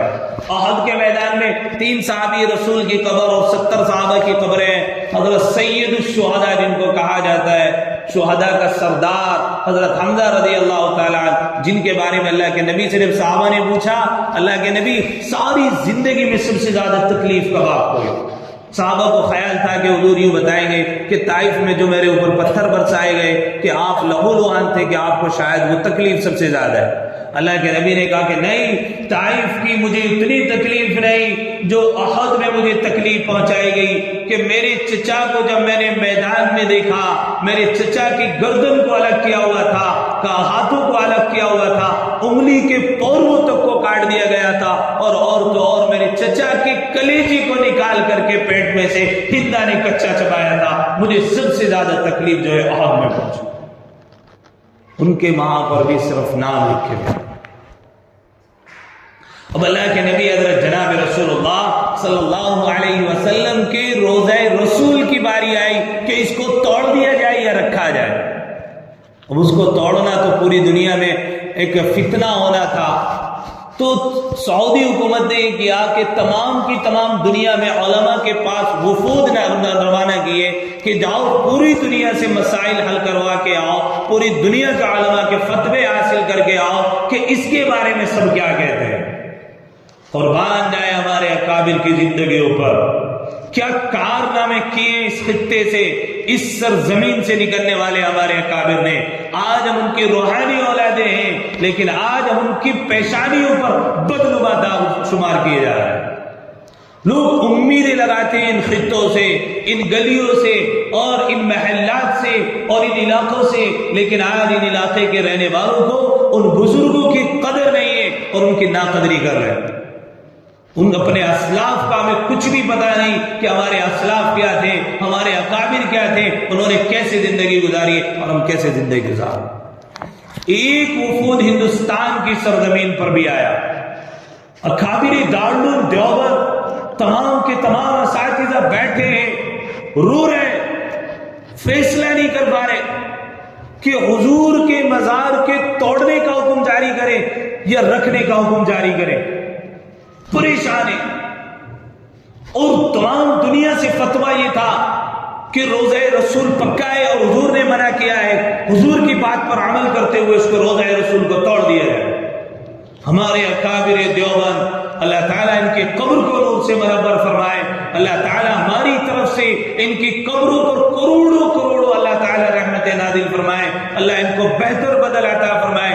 حضرت تھانوی رحمت اللہ علیہ اٹھے اور اٹھ کر کے یوں کہا کہ علماء، میں آپ کی موجودگی میں آپ سے پوچھنا چاہتا ہوں کہ رسول اللہ صلی اللہ علیہ وسلم کی قبر مبارک جہاں پر موجود ہے وہ حضور صلی اللہ علیہ وسلم کا ذاتی مکان ہے یا قبرستان ہے؟ مسئلہ حل ہو گیا۔ سب نے کہا کہ وہ تو رسول اللہ صلی اللہ علیہ وسلم کا ذاتی مکان تھا، جہاں نبی کا وصال ہوتا ہے وہیں پر اس کی قبر بنتی ہے، اور وہ حضرت امی عائشہ رضی اللہ تعالی عنہا کا حجرہ تھا جس میں اللہ کے نبی علیہ الصلوۃ والسلام کی وفات ہوئی اور آپ کو وہیں پر دفنایا گیا۔ تو ہمارے اکابر دارالعلوم دیوبند نے فتویٰ دیا کہ پھر جب یہ حضور علیہ الصلوۃ والسلام کا ذاتی مکان ہے، قبر تو نہیں ہے، قبرستان تو نہیں ہے، اور تو ذاتی مکان کے اوپر وہ مقبرہ بنایا ہوا ہے، تو یہ تو حضور کا ذاتی مکان ہے، اس کو کیسے توڑا جا سکتا ہے؟ اللہ اکبر کبیرہ۔ آج بھی بڑی آن بان شان کے ساتھ وہ روضہ رسول وہاں پر موجود ہے، ہم اس کی زیارت کرتے ہیں، اور گنبدہ خضرا پر جب ہماری نظریں پڑتی ہیں آنکھیں اشک بار ہو جاتی ہیں، اور رسول اللہ صلی اللہ علیہ وسلم پر نذران عقیدت ہر مسلمان پیش کرنا شروع کر دیتا ہے۔ یہ ہمارے اکابر تھے، ڈٹ گئے تھے ہر چیز میں، اور آج بھی الحمدللہ موجود ہے۔ حضرت مجدد الفسانی رحمت اللہ علیہ کو جرم کوئی نہیں، اکبر بادشاہ نے دین الہی ایجاد کیا، آپ نے مخالفت کی، اس کی بائیکاٹ کیا، تو اکبر نے مجدد الفسانی رحمت اللہ علیہ کو جیل میں ڈال دیا۔ حضرت مجدد الفسانی کو اکبر نے، بھائی میں بات کرنے چلا ہوں اور آپ بات کر رہے ہو، ہنس بھی رہے ہو، غلط بات ہے۔ مجدد الفسانی کو جیل میں ڈال دیا، جرم تھا؟ نہیں تھا، جیل میں ڈالا۔ آپ جتنے دن جیل میں رہے، تمام کے تمام ہندوستان میں لوگوں میں مشہور ہو چکا تھا کہ نہیں، بادشاہ سلامت کو جھک کر سلام کیا جا سکتا ہے، بادشاہ کو سجدہ کیا جا سکتا ہے، جس کو سجدہ تعظیمی کا نام دیا۔ اور اس کے زمانے کے جو وزیر وزراء تھے، ابو الفیض فیضی، یہ دو بھائی ہوئے، بات آ گئی تو علمی بات بھی کرتا چلو۔ ابو الفیض فیضی اکبر کے ان وزیر وزراء میں سے تھے، اتنا علم ان لوگوں کو اللہ تبارک و تعالیٰ نے عطا فرمایا تھا کہ غیر منقوط قرآن کریم کی تفسیر لکھی، ایسی تفسیر لکھی عربی اور فارسی میں کہ جس میں بغیر نقطے کا کوئی حرف استعمال نہیں کیا۔ آپ کو حیرت ہو گئی، الف با تا تا جیم ہا خا، الف سے لے کر یا تک 29 حروف آتے ہیں۔ ان 29 حروف میں بہت سارے حروف ایسے ہیں، آپ کو تقریباً 19 حرف ایسے ہیں جس میں نقطے آتے ہیں اور باقی میں حروف میں نقطے نہیں آتے۔ انہوں نے وہ الفاظ استعمال کیے جن میں نقطے نہیں آتے۔ اور بڑی مبسوط ضخیم. اگر کسی کو دیکھنا ہو نا ایسی کتاب، میرے پاس بھی 2 کتابیں ایسی موجود ہیں جو سیرت کے اوپر ہمارے اکابر نے لکھی ہے، جن میں نکتہ کوئی. یہ آپ کتاب دیکھ رہے ہیں، اس میں آپ کو نکتے نظر آئیں گے، عبارت ہی نہیں پوری ہو سکتی. جیسے لکھ رہا ہے یہ جانور، یہ میں ہی 2 نکتے آ گئے، یا کے نیچے 2 نکتے ہیں. یہ جانور میں جیم کے نیچے نکتہ آ گیا، نون کے اوپر نکتہ آ گیا، لیکن اس کتاب میں وہ کہیں پر نکتہ ہے. پڑھیے ایسی کتابیں، دیکھیے کبھی ایسی کتاب. آج جب تفسیر سے فارغ ہونے کے بعد جاؤ نا، ذرا ان کتاب کو دیکھتے ہوئے جانا. آپ کے اکابر کا کارنامہ ہے جن کے آپ روحانی اولاد ہیں. تو حضرت نے جیل کاٹی، اکبر نے آپ کو جیل میں ڈال دیا. اللہ اکبر، ناحق جرم کی پاداش میں آپ جیل گئے، اور جیل سے ایک بڑا انقلاب اٹھا، اور تمام کے تمام جیل میں جو رہنے والے لوگ تھے سب نے توبہ کی، اور توبہ کر کے تمام کے تمام جب لوگ باہر آئے اکبر کے خلاف کھڑے ہو گئے کہ جو کام تم نے شروع کیا ہم اس کام کو نہیں کریں گے، یہ تم نے دین میں نیا کام پیش کیا ہے. تو حضرت مجدد الفسانی رحمۃ اللہ علیہ کے ہاتھ پر اللہ تعالیٰ نے دین کا نیا کارنامہ، یعنی دین کے اندر جدت پیدا فرمائی کہ اللہ تبارک و تعالیٰ نے اس ہندوستان میں اتنی بڑی گمراہی اور ضلالت سے حضرت مجدد الفسانی کے ذریعے سے بچا لیا کہ اس ضلالت اور گمراہی کا خاتمہ ہوا. اور وہ جو تمام کے تمام فتوے اکبر کے بارے میں لوگوں نے دے دیے تھے، ان تمام کے تمام تردید حضرت مجدد الفسانی رحمۃ اللہ علیہ نے کی. دیکھا ان کا مزاق. دوسرے ملک میں شاید کہیں باہر ہے، بدیش سعودی کی بات کر رہا ہوں، وہاں ہے سرہند میں مزار ہے. 1000 سال میں اللہ تعالیٰ ایسے دیوانے اور مستانی کو پیدا کرتا. تو حضرت یوسف علیہ السلام کا جرم کوئی نہیں، الزام لگایا گیا، جیل میں ڈال دیا گیا. آپ جیل میں چلے گئے اور کہا قال رب السجن احب الی مما يدعوننی الی، کہ میں سب سے زیادہ پسند یہ کرتا ہوں کہ جیل کی زندگی کو زیادہ ترجیح دیتا ہوں اس کے مقابلے میں کہ گناہ میں ملوث ہو جاؤں. ہم کیا کرتے ہیں؟ مزے آنے چاہیے، تکلیفیں نہ ہونی چاہیے، بس پریشانی نہیں ہونی چاہیے مجھے، چاہے میں کفر میں ہی مبتلا کیوں نہ ہو جاؤں. مسلمان کی عادت یہ بن گئی آج کے زمانے میں. اللہ ہم سب کی کام میں زیادہ پسندیدہ اس بات کو کرتا ہوں کہ جیل میں جانا پسند کروں گا، لیکن ناحق طریقے سے اپنے اوپر جرم عائد کرا لوں یا میں کسی غلط کام میں ملوث ہو جاؤں، یہ میں نہیں کر سکتا. اس کے بعد حضرت یوسف علیہ السلام کو جیل میں ڈال دیا گیا. یعقوب علیہ السلام اپنے ملک میں تڑپ رہے، 40 سال کا عرصہ گزرا ہے حضرت یعقوب حضرت یوسف علیہ السلام کی جدائی. آپ جیل میں تھے، پھر ایک بندے نے خواب دیکھا. پہلا خواب، اس واقعے میں 4 خواب بیان کیا جاتا ہے. خواب ایک بشارت ہوتا ہے، نیک خواب بندے کو آتے ہیں، وہ بشارت ہوتی ہے اللہ تبارک و تعالیٰ کی طرف سے. اگر بندے کو چاہیے کہ کسی اچھے آدمی کو جو جانکار ہو اس سے خواب کا تذکرہ کرنا چاہیے، ہر ایسے کے ویسے آدمی سے خواب کا تذکرہ نہیں کرنا چاہیے. اور کبھی کبھی بعض مرتبہ خواب آدمی دیکھتا ایسا ہے، اس کو لگتا ہے بہت غلط ہے، لیکن اس کی تعبیر بہت اچھی ہوتی ہے. اللہ اکبر. حضرت ہارون رشید رحمۃ اللہ علیہ کی بیوی زبیدہ، اس نے خواب دیکھا کہ چوراہے پر ہے اور ہر آدمی اس سے زنا کر کے جا رہا ہے. خواب کیسا ہے؟ سننے میں بھی اچھا نہیں لگ رہا. چوراہے پر ہے اور ہر بندہ اس سے زنا کر کے جا رہا ہے. علامہ ابن سیرین، اور وہ ڈر گئی. اللہ اکبر. علامہ ابن سیرین اس وقت میں بہت بڑے عالم، اللہ تعالیٰ نے ان کو خواب کی تعبیر کا بڑا علم دیا تھا. تعبیر الرؤیا نام سے ان کی کتابیں بھی آتی ہیں. اس نے اپنی ایک باندی کو چپکے سے بھیجا کہ جا کر حضرت سے چپکے سے خواب بیان کرنا جب کوئی نہ ہو. خواب ہی ایسا تھا. تو باندی گئی اور جا کر کے باندی نے علامہ ابن سیرین کو خواب بیان کیا کہ جی رات خواب میں نے یوں دیکھا ہے.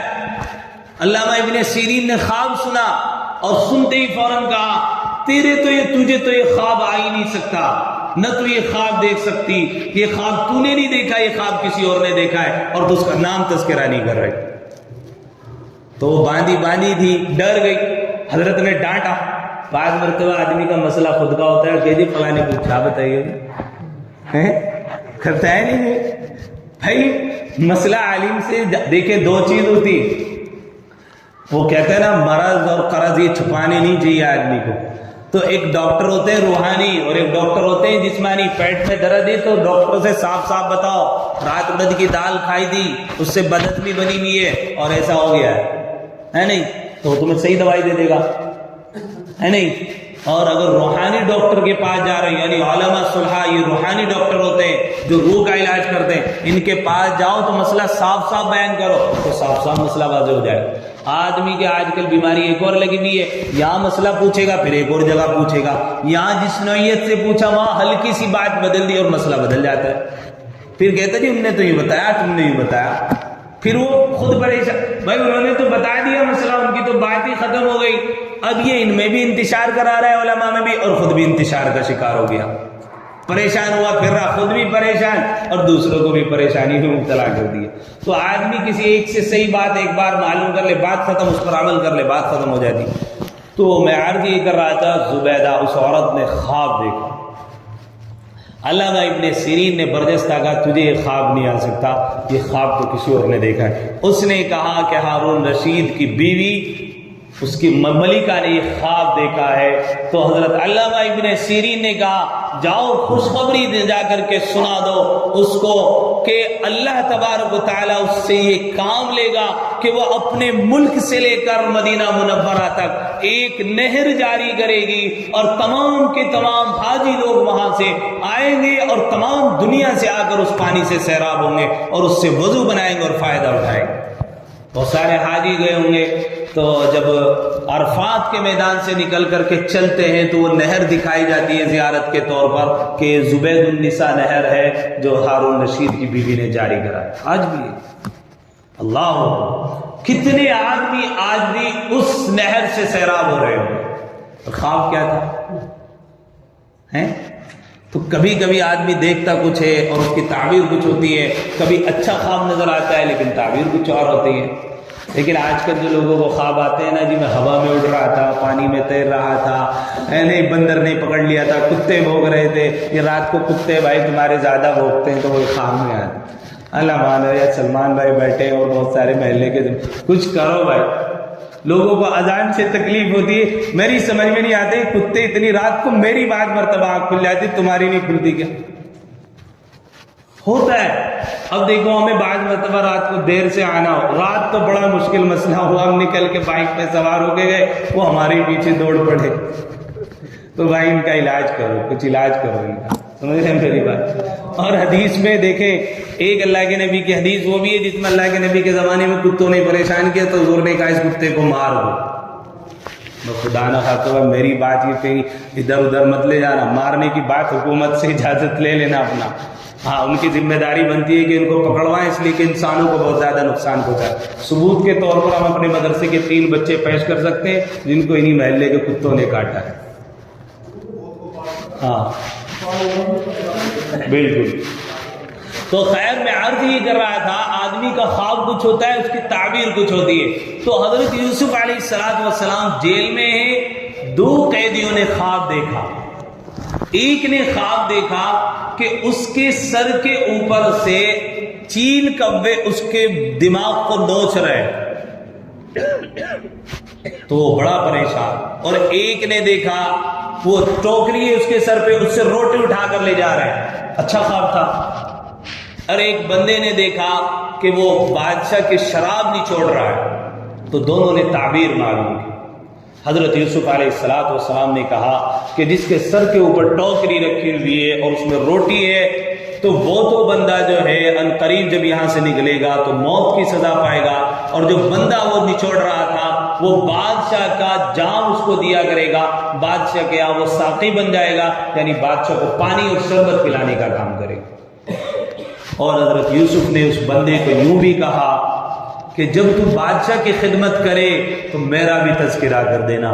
لیکن وہ بندہ یہ تذکرہ کرنا بھول گیا اور اس بات کو 7 سال گزر. کتنے یعنی اس کو آئے ہوئے باہر 7 سال ہو گئے.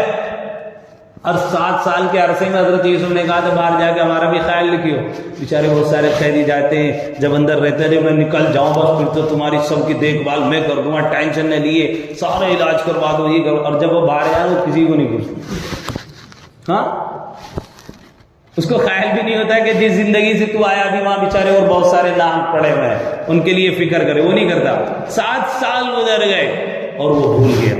بس آج کے لیے اتنا. اب اس کو کب یاد آئے گا وہ انشاءاللہ اگلے ہفتے, نہیں تو پھر تم بھی آنا بھول جاؤ گے یہاں, ہے نا. اب ترجمہ سنیں, بیچ بیچ میں جو بات رہ گئی انشاءاللہ العزیز وہ آ جائیں گی. 2-3 باتیں اس میں جو پوائنٹ نوٹ کرانی میں نے اس میں کچھ بتا بھی دیا ہے, کچھ آگے بھی انشاءاللہ ترجمے کے دوران میں بتا دوں. الف لام را تلک آیات الکتاب المبین, یہ آیتیں واضح کتاب کی. انا انزلناہ قرآنا عربیا لعلکم تعقلون, ہم نے اس کو اتارا ہے قرآن عربی زبان کا تاکہ تم سمجھ لو. قرآن سمجھنا مشکل نہیں, کیا کہہ رہا ہوں میں, قرآن پڑھنا مشکل نہیں اور قرآن سمجھنا ہم لوگوں نے مشکل بنایا ہے. یہ قصہ سمجھ میں نہیں آیا اور یہ تو لکھا قرآن میں, بس میں نے تھوڑا عام الفاظ استعمال کیے, اس میں ذرا سے ہلکے سے سخت سے ہوں گے, بس زیادہ اس سے زیادہ کچھ نہیں. نحن نقص علیک انا انزلناه قرانا نحن نقص علیک احسن القصص, ہم بیان کرتے ہیں تیرے پاس بہت اچھا بیان, بہت اچھا قصہ. بما اوحینا, اس واسطے کہ بھیجا ہم نے, الیکا تیری طرف, هذا القرآن, یہ قرآن, وَإِن كُنْتَ مِن قَبْلِ لَمِنَ الْغَافِلِينَ, اور تو تھا اس سے پہلے البتہ بے خبر میں سے. یعنی اس سے پہلے حضور کو اس واقعے کی اطلاع نہیں تھی, لیکن اس قرآن کے ذریعے اللہ تعالیٰ نے اس واقعے کی اطلاع دے دی. ہونے والے واقعات اور اب سے پہلے جو ہو گئے وہ قرآن میں درج ہے. جو کچھ ہوگا دنیا میں وہ بھی اللہ نے قرآن میں بتا دیا, بچنے کا راستہ بھی بتا دیا. کوئی نہ ہی پڑھے تو بات لگے نا. اذ قال یوسف لابیہ یا ابتی, جس وقت کہا یوسف نے اپنے باپ سے, یا ابتی, میرے باپ, انی رأیت 11 کوکبا, کہ میں نے خواب دیکھا کہ 11 ستاروں کو, والشمس, اور سورج کو, والقمر, اور چاند کو, رأیتہم لی ساجدین, دیکھا میں نے کہ ان کو اپنے واسطے سجدہ کرتے ہوئے, کہ میں نے ان کو دیکھا وہ مجھے سجدہ کر رہے ہیں. قال یا بنیا, کہا اے میرے بیٹے, لا تقصص رؤیاک, اپنا خواب اپنے بھائیوں کے آگے مت بیان کرنا. کیا کہا باپ نے, الفاظ بولو میرے ساتھ, کیا کہا, اے میرے باپ. یہ تو شکوہ سب کرتے ہیں, اولاد نافرمان, اولاد نافرمان. بڑی ہونے کے بعد باپ کو جو الفاظ کہتے ہیں نا, اے میرے بیٹے, یہ محبت والا الفاظ, ساری زندگی گزر جاتی ہے.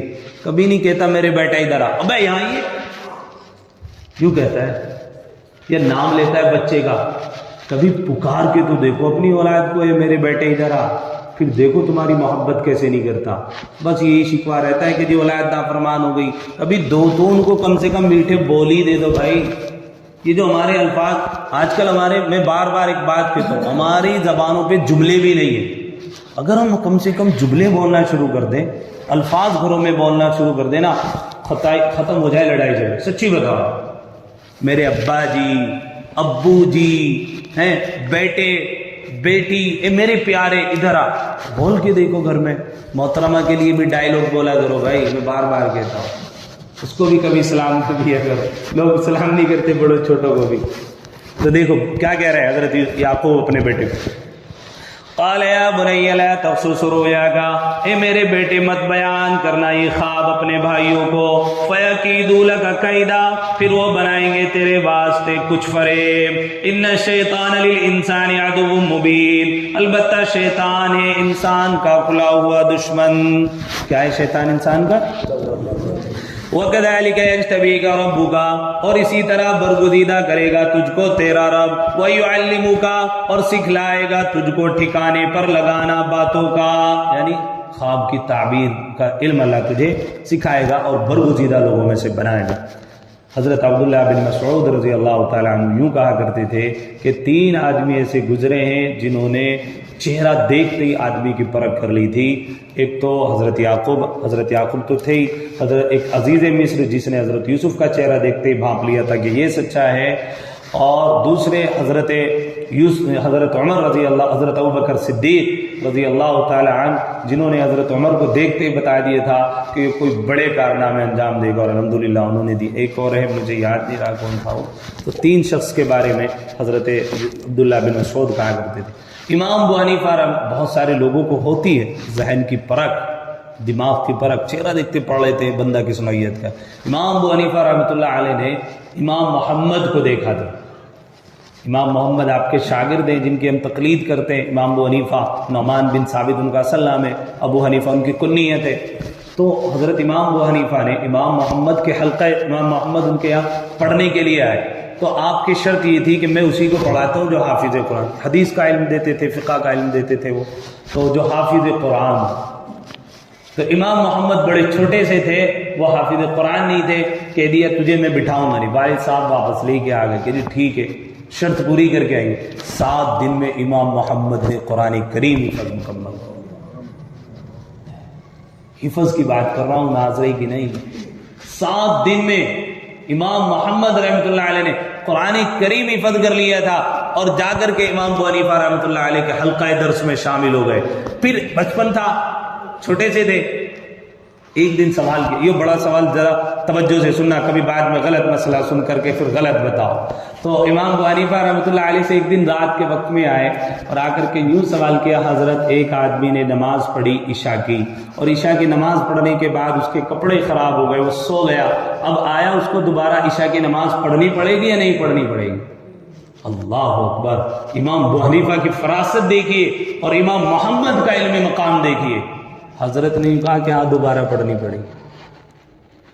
اب تمہارے بھی ذہن میں آ رہا ہوگا، ایک بندے نے عشاء کی نماز پڑھ لی، سو گیا، احتلام ہو گیا، امام ابو حنیفہ سے مسئلہ معلوم کرنے کے لیے امام محمد، آپ نے کہا دوبارہ پڑھنی پڑے گی۔ اللہ اکبر! شاگرد بیٹھے ہوئے تھے، پوچھا حضرت یہ کیا کہہ دیا؟ ایک بندے نے عشاء پڑھ لی، کپڑے خراب ہو گئے، تو دوبارہ سے غسل کر کے نماز پڑھنی پڑے گی، وہ تو نماز پڑھ چکا۔ حضرت نے کہا آپ نے دیکھا نہیں سوال کرنے والا کون تھا؟ وہ امام محمد تھا، ابھی وہ بالغ تھا۔ عشاء کی جب اس نے نماز پڑھی تو وہ نابالغ تھا، اور جب وہ عشاء کی نماز پڑھ کے سویا تو اس کے کپڑے خراب ہوئے، بالغ ہو گیا۔ اور جب بندہ بالغ ہو جاتا ہے اس پر نماز فرض ہو جاتی ہے۔ پہلے اس پہ نماز فرض نہیں تھی، اب نماز فرض ہوئی، اور ابھی صبح کی نماز نہیں ہوئی، اور صبح کی نماز سے پہلے بندے کو نماز پڑھنی پڑے گی، فرض ہو گئی۔ علمی مقام کہ وہ شرم کی وجہ سے صاف نہیں پوچھ پایا، اس لیے اس نے اپنے علم کے مطابق اس طریقے سے سوال کی، یہ علمی مقام ہے۔ ورنہ اگر بالغ آدمی سویا نماز پڑھ کے کپڑے خراب ہو گئے، دوبارہ نہیں پڑھنی پڑی، کبھی تم سوچو پڑھنی پڑے گی ہمیں، وہ نابالغ بالغ کی بات بتائی، وہ ان کا علمی مقام۔ اب اندازہ لگائے امام محمد کا علم اور امام ابو حنیفہ کی فراست، آپ نے فراست ایمانی سے ان کو مسئلہ سمجھا دیا۔ تو خیر کیا کہا کہ اللہ تعالیٰ نے کہا کہ ہم تجھے سکھلائیں گے بہت ساری باتیں جو لوگوں کے پاس، یعنی خوابوں کی تعبیر کا علم۔ وَيُتِمُّ نِعْمَتَهُ، اور پورا کرے گا اپنا انعام تجھ پر، وَعَلَىٰ آلِ يَعْقُوبَ، اور یعقوب کے گھر پر، كَمَا تَمَّ عَلَىٰ أَبَوَيْكَ، جیسا پورا کیا ہے تیرے 2 باپ داداؤں پر تجھ سے پہلے، ابراہیم اور اسحاق پر۔ کس پر بھائی؟ حضرت یوسف کے والد کون؟ بولو، حضرت یعقوب کے والد حضرت اسحاق، اور حضرت اسحاق کے والد حضرت ابراہیم۔ حضرت یوسف نبی، باپ نبی، دادا نبی، اور پڑھ دادا نبی۔ ان ربک علیم حکیم، البتہ تیرا رب خبردار ہے، حکمت والا ہے۔ لقد کان فی یوسف واخوته آیات للسائلین، البتہ ہے یوسف کے قصے میں اور اس کے بھائی کے قصے میں نشانیاں پوچھنے والوں کے لیے۔ اللہ نے خود کہا اس میں نشانیاں ہیں، عبرت ہے پوچھنے والوں کے اس قصے میں۔ اذ قال لیوسف واخوہ احب الی ابینا، جب کہنے لگے البتہ یوسف اور اس کا بھائی زیادہ پیارا ہے ہمارے باپ کو ہم سے، اور ہم ان سے قوت والے لوگ ہیں۔ ان ابانا لفی ضلال مبین، البتہ ہمارا باپ سری غلطی پر ہے۔ وہی سوچنے لگے ہم کام بھی کرتے ہیں، ہمارے ابا ہمارے سے تو محبت نہیں کرتے، ان 2 چھوٹوں سے ہی محبت کر۔ دیکھو یہ فطری چیز ہوتی ہے بندے کی، کس کی طرف میلان زیادہ ہوتا ہے، اس سے آدمی کو پریشان نہیں ہونا چاہیے۔ ایسا نہیں ہوتا کہ باپ کے دل میں بڑی اولاد کی محبت نہیں ہوتی ہے، لیکن وہ ہوتا ہے کہ بعض مرتبہ کسی ایک کی طرف قلبی رجحان ہوتا ہے۔ اِنَّ أَبَانَا اقْتُلُوا يُوسُفَ أَوِ اطْرَحُوهُ، مار ڈالو یوسف کو یا پھینک دو کسی ملک میں، يَخْلُو لَكُمْ وَجْهُ أَبِيكُمْ وَتَكُونُوا، کہ ہم خالص رہے توجہ ہمارے باپ کی ہماری طرف، وَتَكُونُوا مِن بَعْدِهِ قَوْمًا صَالِحِينَ، اور ہو رہنا اس کے بعد نیک لوگوں میں سے۔ وہ صرف یہ چاہتے تھے ہمارے ابا ہم سے محبت ایسے ہی کرنے لگے، ان کا بھی کوئی وہ نہیں تھا مسئلہ۔ قال قائل منہم، بولا ایک بولنے والا ان میں سے، مت مار ڈالو یوسف کو۔ یہ کون بولا تھا؟ یہودا۔ کون بولا تھا؟ وَأَلْقُوا فِي غَيَابَةِ الْجُبِّ، اور ڈال دو اس کو گمنام کنویں میں، يَلْتَقِطْهُ بَعْضُ السَّيَّارَةِ، کہ اٹھا لے جائے اس کو کوئی مسافر، إِن كُنتُمْ فَاعِلِينَ، اگر تم کو کرنا ہی ہے، یعنی اگر تم کو مارنا ہی ہے تو ایسا کام کر لو، مارو نہیں۔ قالوا یا ابانا ما لک لا تامنا علی یوسف، بولے اے باپ کیا بات ہے کہ تو اعتبار نہیں کرتا ہمارے پر یوسف کے بارے میں، وَإِنَّا لَهُ لَنَاصِحُونَ، اور ہم تو اس کے خیر خواہ ہیں۔ ابا سے کہنے لگے جی آپ تو ہمیں ہی سوچے ہم اس کے دشمن ہیں، ہم تو بڑے خیر خواہ آدمی ہیں اس کے۔ ارسلہ معنا غدا یرتع ویلعب، بھیج اس کو ہمارے ساتھ کل کو خوب کھائے اور کھیلے، وَإِنَّا لَهُ لَعَافِدُونَ، اور ہم تو اس کے نگہبان ہیں۔ قال انی لیحزننی ان تذهبوا به، بولا مجھ کو غم ہوتا ہے اس سے کہ تم اس کو لے جاؤ، وَأَخَافُ أَن يَأْكُلَهُ الذِّئْبُ، اور ڈرتا ہوں اس سے کہ کھا جائے اس کو بھیڑیا، وَأَنْتُمْ عَنْهُ غَافِلُونَ، اور تم اس سے بے خبر رہو۔ قالوا لئن أكله الذئب، بولے اگر کھا گیا اس کو بھیڑیا، ونحن عصبة، اور ہم ایک جماعت ہیں قوتور، انا اذا لخاسرون، تو ہم نے سب کچھ گوا دیا۔ جی ہاں یہ کھا لے گا بھیڑیا، ہم بڑے طاقتور آدمی ہیں، ہمارے ہوتے ہوئے کھا لیں گے تو پھر ہمارا ہونا ہی کیا ہونا ہوگا۔ یہ کہتا ہے نا آدمی کوئی کام کرا جی ہمیں نا تم کرو، تو وہ بھی بھائی بھی کیا کہہ رہے ہیں جی کھیلے گا کودے گا، ہمارے ہوتے ہوئے بھیڑیا کھا جائے گا، ایسا نہیں ہو سکتا، پھر ہمارا ہونا ہی کیا ہونا ہوا۔ فلما ذهبوا به واجمعوا، پھر جب لے کر چلے اس کو اور متفق ہوئے، ان يجعلوا في غيابة الجب، کہ ڈالیں اس کو گمنام کنویں میں، واوحينا اليه لتنبئنهم بامرهم، اور ہم نے اشارہ کر دیا اس کو کہ تو جتائے گا ان کو یہ کام، وهم لا يشعرون، اور وہ تجھ کو نہیں جانیں گے۔ اللہ نے حضرت یوسف کو کہہ دیا تھا کہ ایک وقت آئے گا تو ان کو ان کے کارنامے جتائے گا کہ دیکھو تم نے میرے ساتھ میں کیا کیا تھا، اور وہ تجھے سمجھ بھی نہیں پائے گا۔ آگے کہہ رہا ہے وَجَاءُوا أَبَاهُمْ عِشَاءً يَبْكُونَ، اور آئے اپنے باپ کے پاس اندھیرا پڑے روتے ہوئے۔ عشاء کے معنی اندھیرے کے آتے ہیں، آج کل لوگ بعض بچوں کا نام بھی عشاء رکھ رہے ہیں، عیسیٰ تو ٹھیک ہے، عشاء بچوں کا نام رکھ رہے ہیں، اندھیرے کے آتے ہیں۔ شام کو آئے تو کیا ڈھونگ بھر کے آئے، رو رہے تھے، وجہ آئے بھی رات کو جلدی پہنچ جائیں گے تو یہ کہہ دیں گے ابھی تو گئے تھے اتنی جلدی کھا لیا بیٹھیے، تو دیر سے آئے کہ ذرا دیر سے چلیں گے۔ وجہ وبا، بچے بھی کرتے ہیں مدرسے سے دیر سے جاتے ہیں، گھر کہاں تھے کہ مدرسے میں ہی تھے، کہہ لیتے 12 بجے مدرسے میں ہی تو تھے، امی وہی تھے، مفتی صاحب نے لوگ ہاں۔ وجہ وبا عشاء یبکون، اور آئے اپنے باپ کے پاس اندھیرے میں روتے ہوئے۔ قالوا یا ابانا، کہنے لگے اے باپ، انا ذهبنا نستبق، ہم لگے دوڑنے آگے نکلنے کو، وترکنا یوسف، اور چھوڑا یوسف کو، عند متاعنا، اپنے سامان کے پاس، فاکلہ الذئب، پھر اس کو کھا لیا بھیڑیے نے، وما انت بمؤمن لنا ولو كنا صادقین، اور تو باور نہ کرے گا ہمارا کہنا اگرچہ ہم سچے ہو، یعنی تم بات تو ماننے نہیں ہماری، ہم بھلے ہی سچے بھی بول رہے ہوں، لیکن ہم تو کھیل رہے تھے کہ ہم دوڑ لگا رہے تھے، تو دوڑ میں ہم سب آگے نکل گئے، ہم نے اس کو سامان کے پاس بٹھایا ہوا تھا کہ تو بیٹھا رہے، تیرے بس کا دوڑنا نہیں ہے، تو بس کھیل دیکھ، تو تم ہماری بات ماننے نہیں، اب دلیل دے رہے ہیں، کیا کہتے ہیں اس کو آج کی زبان میں کورٹ میں کیا پیش کرتے ہیں، ایویڈینس ہے نا، ہاں پروف پیش کر رہے ہیں۔ وَجَاءُوا عَلَىٰ قَمِيصِهِ بِدَمٍ كَذِبٍ، اور لائے اس کے کرتے پر لہو لگا جھوٹ کا، جھوٹی تو لگایا ہوا تھا نا، خود لگا کر کے لائے کہ جی ہم قمیص بھی لائے دیکھ لو۔ قَالَ بَلْ سَوَّلَتْ لَكُمْ أَنفُسُكُمْ أَمْرًا، بولا یہ ہرگز نہیں بلکہ بنا دیے تم کو تمہارے جیو نے ایک بات، یعنی تمہارے نفس نے یہ بات بنائی ہے، یہ بات صحیح نہیں ہے۔ فَصَبْرٌ جَمِيلٌ، اب تو صبر ہی بہتر ہے۔ واللہ المستعان علی ما تصفون، اور اللہ ہی سے مدد مانگتا ہوں اس بات پر جو تم ظاہر کرتے ہو۔ وجاءت سیارۃ فارسلوا واردہم فادلا دلوا، اور آیا ایک قافلہ، پھر بھیجا اپنا پانی بھرنے والا، اس نے لٹکایا اپنا ڈول۔ قال یا بشرا ھذا غلام، کہنے لگا کیا خوشی کی بات ہے، یہ تو ایک لڑکا ہے۔ واسروا بدعا، اور چھپا لیا اس کو مال، تجارت کا مال سمجھ کر۔ واللہ علیم بما یعملون، اور اللہ خوب جانتا ہے جو کچھ وہ کرتے ہیں۔ اس کو جلدی سے جب نکالا حضرت یوسف کو ایک قافلے والوں نے کنویں سے، تو اس کو چھپا لیا۔ مالی تجارت میں کہ اس زمانے میں تو انسانوں کی خرید و فروخت ہوتی تھی، سوچا ہے تو بڑا قیمتی پیسوں میں بکے گا، تو اس کو رکھ لیا۔ وَشَرَوْا بِثَمَنٍ بَخْسٍ دَرَاهِمَ مَعْدُودَةٍ، اور یہ بیچ آئے اس کو بھائی ناقص قیمت کو، گنتی کی چمنیاں۔ کتنی قیمت میں بیچا؟ 20 بتایا تھا۔ یہ بھی سوال آ سکے کہ کتنے درہم میں حضرت یوسف بکے؟ بھائیوں نے کتنے میں بیچا؟ 20 درہم۔ چمنیاں کہا قرآن نے تو۔ وَكَانُوا فِيهِ مِنَ الزَّاهِدِينَ، اور وہ ہو رہے تھے اس سے بیدار۔ وَقَالَ الَّذِي اشْتَرَاهُ مِن مِّصْرَ لِامْرَأَتِهِ أَكْرِمِيهِ، اور کہا جس شخص نے خرید لیا اس کو مصر سے، اپنی عورت کو آبرو سے رکھ کر، مَثْوَاهُ، اس کو، عَسَىٰ أَن يَنفَعَنَا، شاید ہمارے کام آئے، أَوْ نَتَّخِذَهُ وَلَدًا، یا ہم کر لیں اس کو بیٹا۔ اس کی اولاد کوئی نہیں تھی زلیخا کے، تو اس کی آبرو رکھتے ہوئے کہ لوگ اس کو یوں کہہ دیں گے کہ بانجھی رہ گئی، تو سوچا چلو اس کو میں خرید لیتا ہوں، ہمارا بیٹا بن جائے گا تو عورت کی عزت بھی باقی رہ جائے گی۔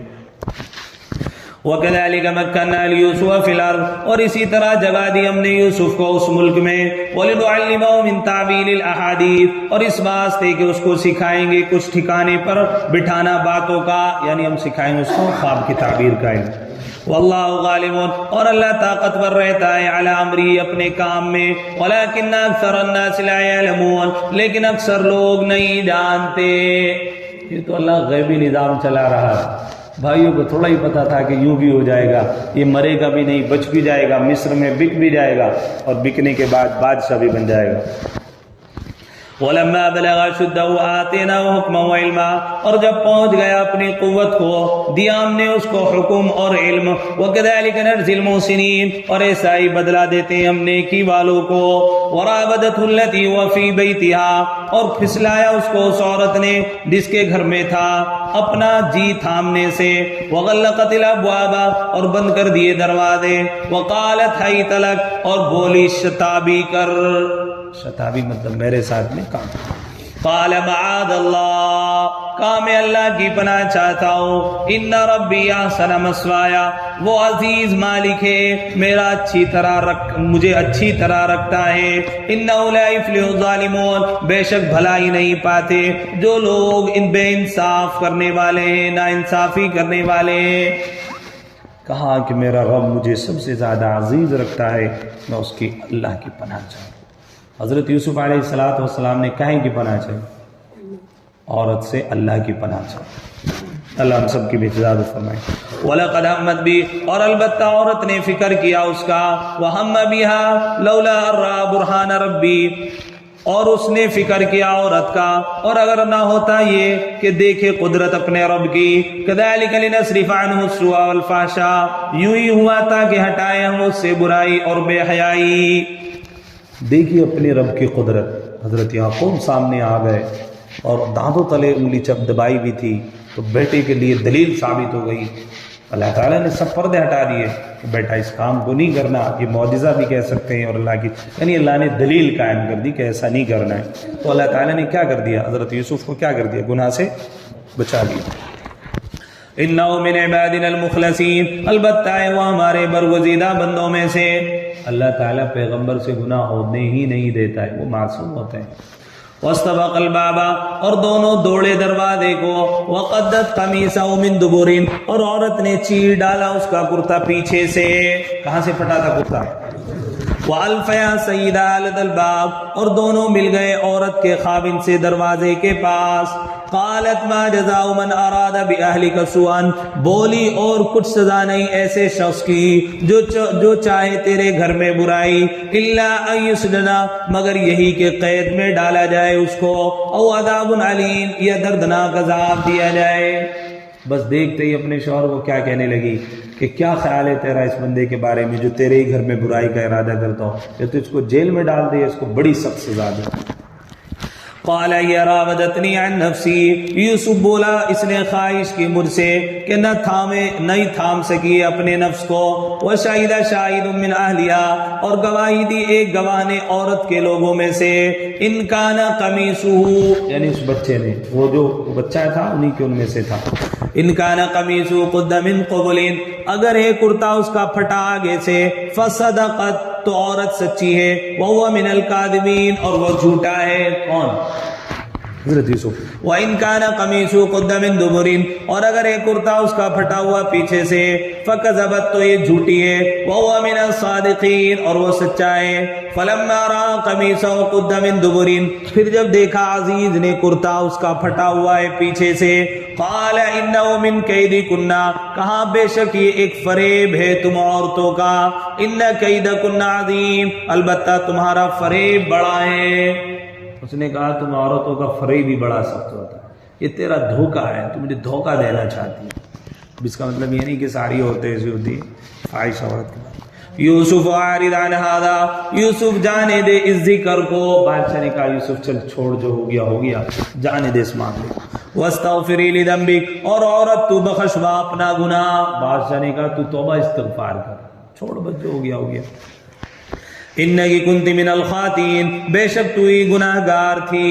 وقال نسبۃ فی المدینہ امرأۃ العزیز، اور کہنے لگی عورتیں اس شہر میں عزیز کی عورت کو، تراود فتى عن نفسی، خواہش کرتی ہے اپنے غلام سے اس کے جی کو، قد شغفا حبا، فریفتہ ہو گیا اس کا دل اس کی محبت میں، انا لنراہ فی ضلال مبین، ہم تو دیکھتے ہیں اس کو سری خطا پر۔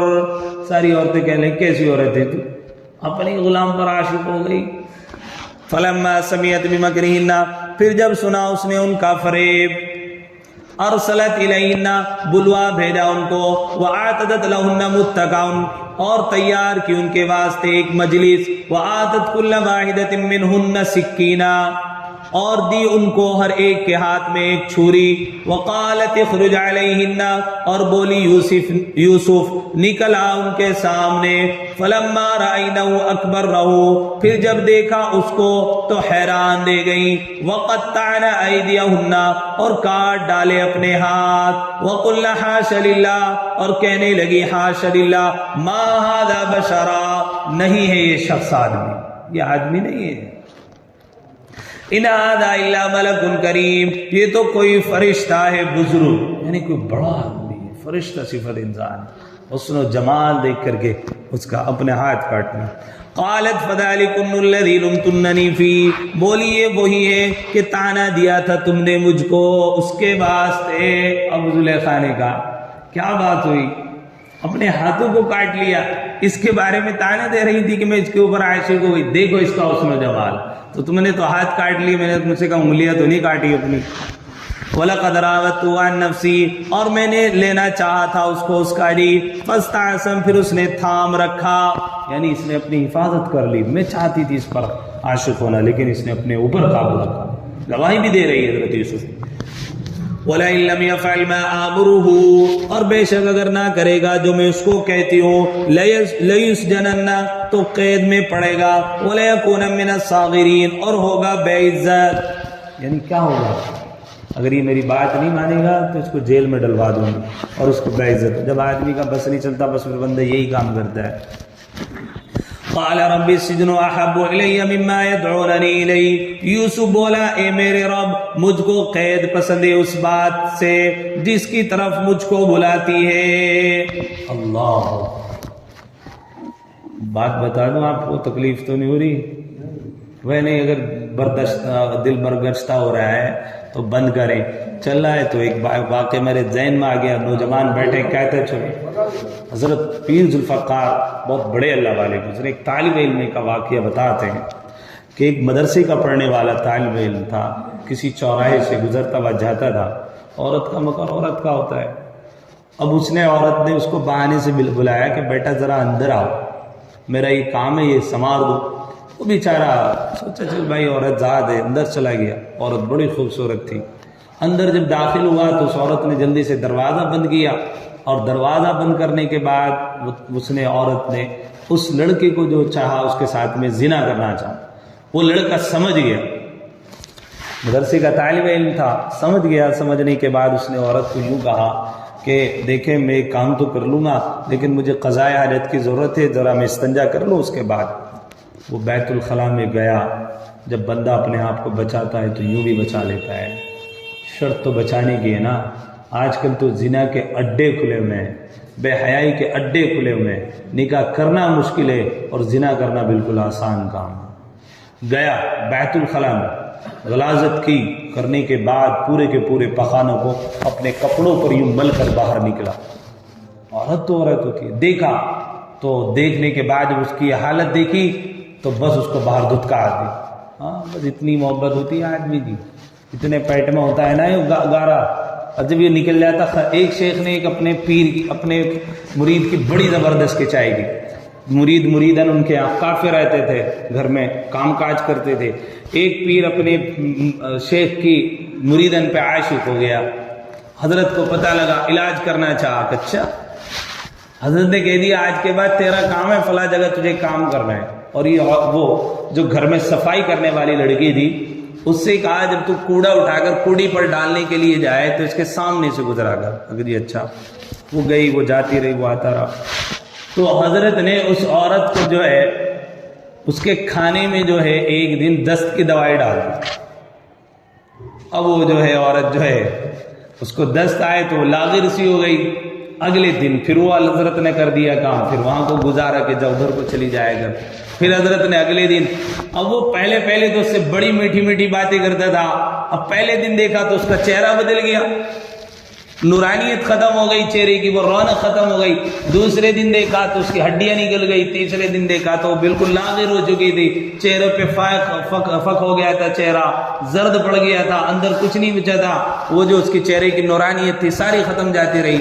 اب وہ جا رہی ہے, وہ اس کی طرف توجہ بھی نہیں کر رہا. حضرت نے بلایا اور بلا کر کے کہا, وہ ہاں اس عورت کو یوں کہا کہ اس پاخانی کو کسی ایک جگہ جمع کرتی رہنا. اس نے اس پاخانی کو جمع کیا. حضرت نے وہ پاخانہ لے جا کر مرید کے سامنے رکھا. کہا اس پاخانے سے محبت کرتا تھا. 3 دن تک تیری کیفیت کیا تھی, پہلے اتنے اس کے لیے اچھے اچھے ڈائلاگ بولتا تھا, اور آج 3 دن اس کی طبیعت خراب ہو گئی. یہ پاخانہ اس کے اندر سے نکلا ہے اور تو نے اس سے محبت کرنا بند کر دیا, تو اس پاخانے سے محبت کرتا. تو بزرگ علاج کرتے ہیں تو یوں بھی کرتے. وہ طالب علم نکلا بیت الخلاء سے, باہر آیا. اس عورت نے دھکے دے کے باہر نکال دی. اس مدرسے کے طالب علم پہ کپڑے صرف یہی تھے. بیچارہ گیا جھوڑ کے پاس اور اپنے دریا کے پاس کپڑے دھوئے, اور دھو کر جلدی سے کرتا نچوڑا. درسگاہ میں پہنچا تو بہت دیر ہو چکی تھی.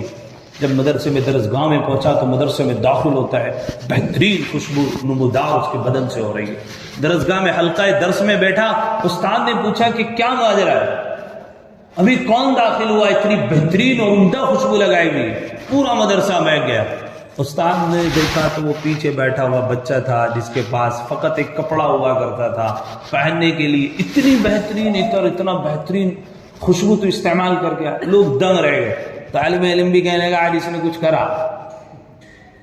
ہوتا ہے نا بچوں میں, جس کے پاس کچھ نہ ہو اس کے پاس اچانک کچھ ہو جائے. کس نے ضرور آج کسی کی چرائی. استاد نے ڈانٹ کر آگے بلایا, بات بتاؤ بات کیا ہے. تو استاد کو اس نے بتایا کہ حضرت جب میں ایسے آ رہا تھا تو میرے ساتھ میں ایک عورت نے ایسا کام کرنا چاہا, تو میں نے اس طریقے سے غلاظت اپنے اوپر بل لی تھی صرف گناہ سے بچنے کے لیے. تو حضرت میں نے آ کر اپنے کپڑے دھوئے ہیں اور دھو کر آپ کے درس میں آیا ہوں. تو حضرت نے کہا کہ تم نے حضرت یوسف کی سنت کو زندہ کیا, اور اس کی وجہ سے اللہ تبارک و تعالیٰ نے تیرے بدن سے اتنی بہترین خوشبو اللہ تعالیٰ نے ظاہر. زنا کرنے کا وبال ایک یہ بھی ہوتا ہے, بندے کے بدن سے اس قدر بری بدبو آتی ہے برابر میں پاس بیٹھنے والوں کو تکلیف ہوتی ہے. اور اپنی پاک دامنی, بندہ جب اپنے آپ کو پاک دامن رکھتا ہے تو برابر بیٹھنے والوں کو خوشبو آتی ہے. اللہ تعالیٰ ہم سب کی حفاظت فرمائے. تو کیا ہوا, تو بچہ گواہی دے رہا ہے وَقُلْنَا حَاشَ لِلَّهِ، میں اب کیا کریں، ان هذا کہ یہ تو فرشتہ صفت انسان ہے. قالت فذلكن الذي لمتنني فيه قال رب السجن احب الي مما يدعونني اليه. یوسف علیہ السلام نے کہا مجھ کو قید زیادہ پسند ہے اس بات سے جس کی طرف تو مجھ کو بلاتی ہے. والا تصرف عني كيدهن، اور اگر تو دفع نہ کرے گا مجھ سے ان کا فریب، اصب الیہن، تو مائل ہو جاؤں گا ان کی طرف، واکن من الجاہلین، اور ہو جاؤں گا جاہلوں میں سے. اللہ سے دعا بھی کر رہے ہیں ربا میں جیل پسند کرتا ہوں، اگر تو نے ان کے شر سے مجھے نہیں بچایا تو میں جاہلوں میں سے ہو جاؤں. فاستجاب له ربه فصرف عنه كيدهن، سو قبول کر لی اس کی دعا اس کے رب نے، پھر دفع کیا اس کو اس سے ان کا فریب. انه هو السميع العليم، بے شک البتہ وہی سننے والا ہے جاننے والا ہے. کون؟ اللہ تعالی. سناؤ ایک اور واقعہ. آپ کو بوریت تو نہیں، سچی بتاؤ، اگر کسی کو نہیں تو وہ جا سکتا ہے جس اطمینان سے بیٹھا ہے. سنا دیکھو رمضان کا مہینہ ہے، تم بھی باہر جا کے گپ شپ میں جاؤ گے، کسی کو دکان پہ تو میرے خیال سے جانا نہیں ہے. جانا ہے؟ اور مجھے ایسا لگ رہا ہے آپ کے اندر نشاط ابھی باقی ہے، سستی بھی اتنی نہیں آئی کہ آپ کو نیند آ رہی ہو، مجھے لگ رہا ہے. تو میرا بھی دل کر رہا ہے کہ آپ کو کچھ بتاؤ. ایک بہت بڑے اللہ والے لوگوں کو مجمع مریدین کا ہوتا ہے. یوسف بھائی، وہ کیا نام ہے ان کا، سفیان بھائی، بیٹھ جائیں. ایک بہت بڑے اللہ، مجھے نام یاد نہیں، علامہ شبلی ان کے جو ہے مرید تھے. تو بڑے لاکھوں کا مجمع ان کے پیچھے چلتا تھا. وہ چلے جا رہے ہیں، ایک بستی سے گزر ہوا، عیسائیوں کی بستی تھی. تو دل میں دیکھ کر کے خیال آیا، اللہ والوں کی اللہ تعالیٰ پکڑ کبھی کبھی چھوٹی سی بات پر بھی کرتا ہے کہ یار یہ کیسے لوگ ہیں اللہ کو چھوڑ کر غیر اللہ کی عبادت، یعنی حقارت سے ان کو دیکھا. اللہ بندے کو حقیر ذلیل کسی کو نہیں سمجھنا چاہیے کہ آپ بتا کس کا کیا مقام. تو حقارت سے ان کی طرف نظر ڈالی اور آگے کو بڑھ گئے. بات آئی گئی، گزری ہو گئی. آگے کنویں پر پہنچے. چند عورتیں لڑکیاں کنویں کی منڈیر پر پانی بھر رہی تھیں. بس حضرت نے وہاں ایک لڑکی کو دیکھا اور بس دیکھنا تھا اور اس پر عاشق ہو. مرید کہتے تھے حضرت آگے کو بڑھو، حضرت کہتے تھے نہیں میں پیچھے بول دوں گا. 3 دن میں حضرت نے کہہ دیا کہ پڑھاؤ یہی رہے گا. 3 دن تک وہی مراقب رہے، کوئی نماز نہیں پڑھی، کوئی ذکر اذکار نہیں کیا. مرید پریشان، ماجرا کیا. جب 3 دن کا عرصہ گزر گیا تو تمام کے تمام مریدین کو حضرت نے یوں کہا کہ جو چیز میرے پاس اب تک یہاں دل میں تھی اب میرے پاس کچھ بھی نہیں رہا، اب میں خالی ہوں، اب تم اپنے گھروں کو لوٹ سکتے ہو، میرے پاس کچھ نہیں ہے اور میں یہاں سے لوٹ کر نہیں جانے والا. بس حضرت نے جو ہے اس لڑکی کے گھر پر پیغام بھجوایا کہ میں آپ کی بچی سے شادی کرنا چاہتا ہوں، نکاح کرنا چاہتا ہوں. لڑکی ایک بھنگی کی تھی. آپ اندازہ لگا، اس بھنگی نے جب دیکھا اتنا بڑا اللہ والا، یہ لوگ جب ڈاکہ ڈالتے ہیں تو سب سے پہلے ایمان پر ڈاکہ ڈالتے ہیں. کہنے لگا بیٹی کا نکاح کر دوں گا لیکن آپ کو جو ہے 2 سال تک میرے سور چبانے پڑے. خنزیر. حضرت نے کہا مجھے منظور ہے. آپ اندازہ لگا 2 سال کا عرصہ گزر گیا اور 2 سال کا عرصہ گزرنے کے بعد وہ بزرگ جو ہے خنزیر چبا رہے. کسی مرید کو کوئی خیال نہیں آیا. ہزاروں کی تعداد میں لوگوں کا مجمع چلتا تھا. ایک دن علامہ شبلی کو خیال آیا یار تھے تو میرے بزرگ، میرے استاد، میرے پیر، ذرا چل کر تو دیکھو ماجرا کیا. گئے، تلاش کیا، اس بستی میں پہنچے. معلوم ہوا کہ حضرت فلاں جنگل میں. جا کر کے دیکھا کہ ایک درخت کے نیچے کھڑے ہوئے ہیں اور عصا پر بھی ٹیک لگائی ہوئی ہیں اور سامنے خنزیروں کا بڑا جانور جو ہے محاذ ان کو دانہ چبا رہا ہے. علامہ شبلی نے ایک کیفیت دیکھی، زاروں قطار رونے لگے کہ ربا یہ بندہ کہاں، لاکھوں حدیثوں کا حافظ، قرآن کا عامل، آج کیفیت یہ کہ تو اس سے سور چبا رہا ہے۔ اپنے استاد کے پاس گئے، سلام کیا، استاد نے دیکھا تو کوئی جواب نہیں دیا، کوئی توجہ، کوئی التفات نہیں فرمایا، بس یوں پوچھا کہ حضرت آپ کو کیا قرآن کی کوئی بات، حدیث کچھ یاد ہے؟ کہا کہ مجھے نہ ایک حدیث یاد ہے اور نہ مجھے قرآن کریم یاد ہے۔ کہا حضرت کچھ یاد ہے؟ کہ بس قرآن کریم کی ایک آیت یاد ہے کہ کیا ایمان والوں پر اب بھی وہ وقت نہیں آیا کہ وہ اللہ کی بارگاہ میں چل کر اللہ تعالیٰ سے توبہ کرے؟ وقال الملک انی ارا، کیا مسلمانوں کو اب بھی ہوش نہیں آئی؟ بس مجھے یہ آیت یاد۔ بس حضرت شبلی جو تھے اپنے پیر کو پکڑ کر ایک کنویں کے پاس لائے، کہا حضرت آپ کا کہاں علمی مقام، ہزاروں کا مجمع آپ کے ساتھ تھا، پورا کا پورا شہر آپ کے جانے کی وجہ سے ویران ہو گیا، ہر آدمی آپ کے قصیدے پڑھتا تھا اور اب ہر آدمی آپ کی برائی میں ملوث ہے، ذرا اللہ کی طرف متوجہ ہو۔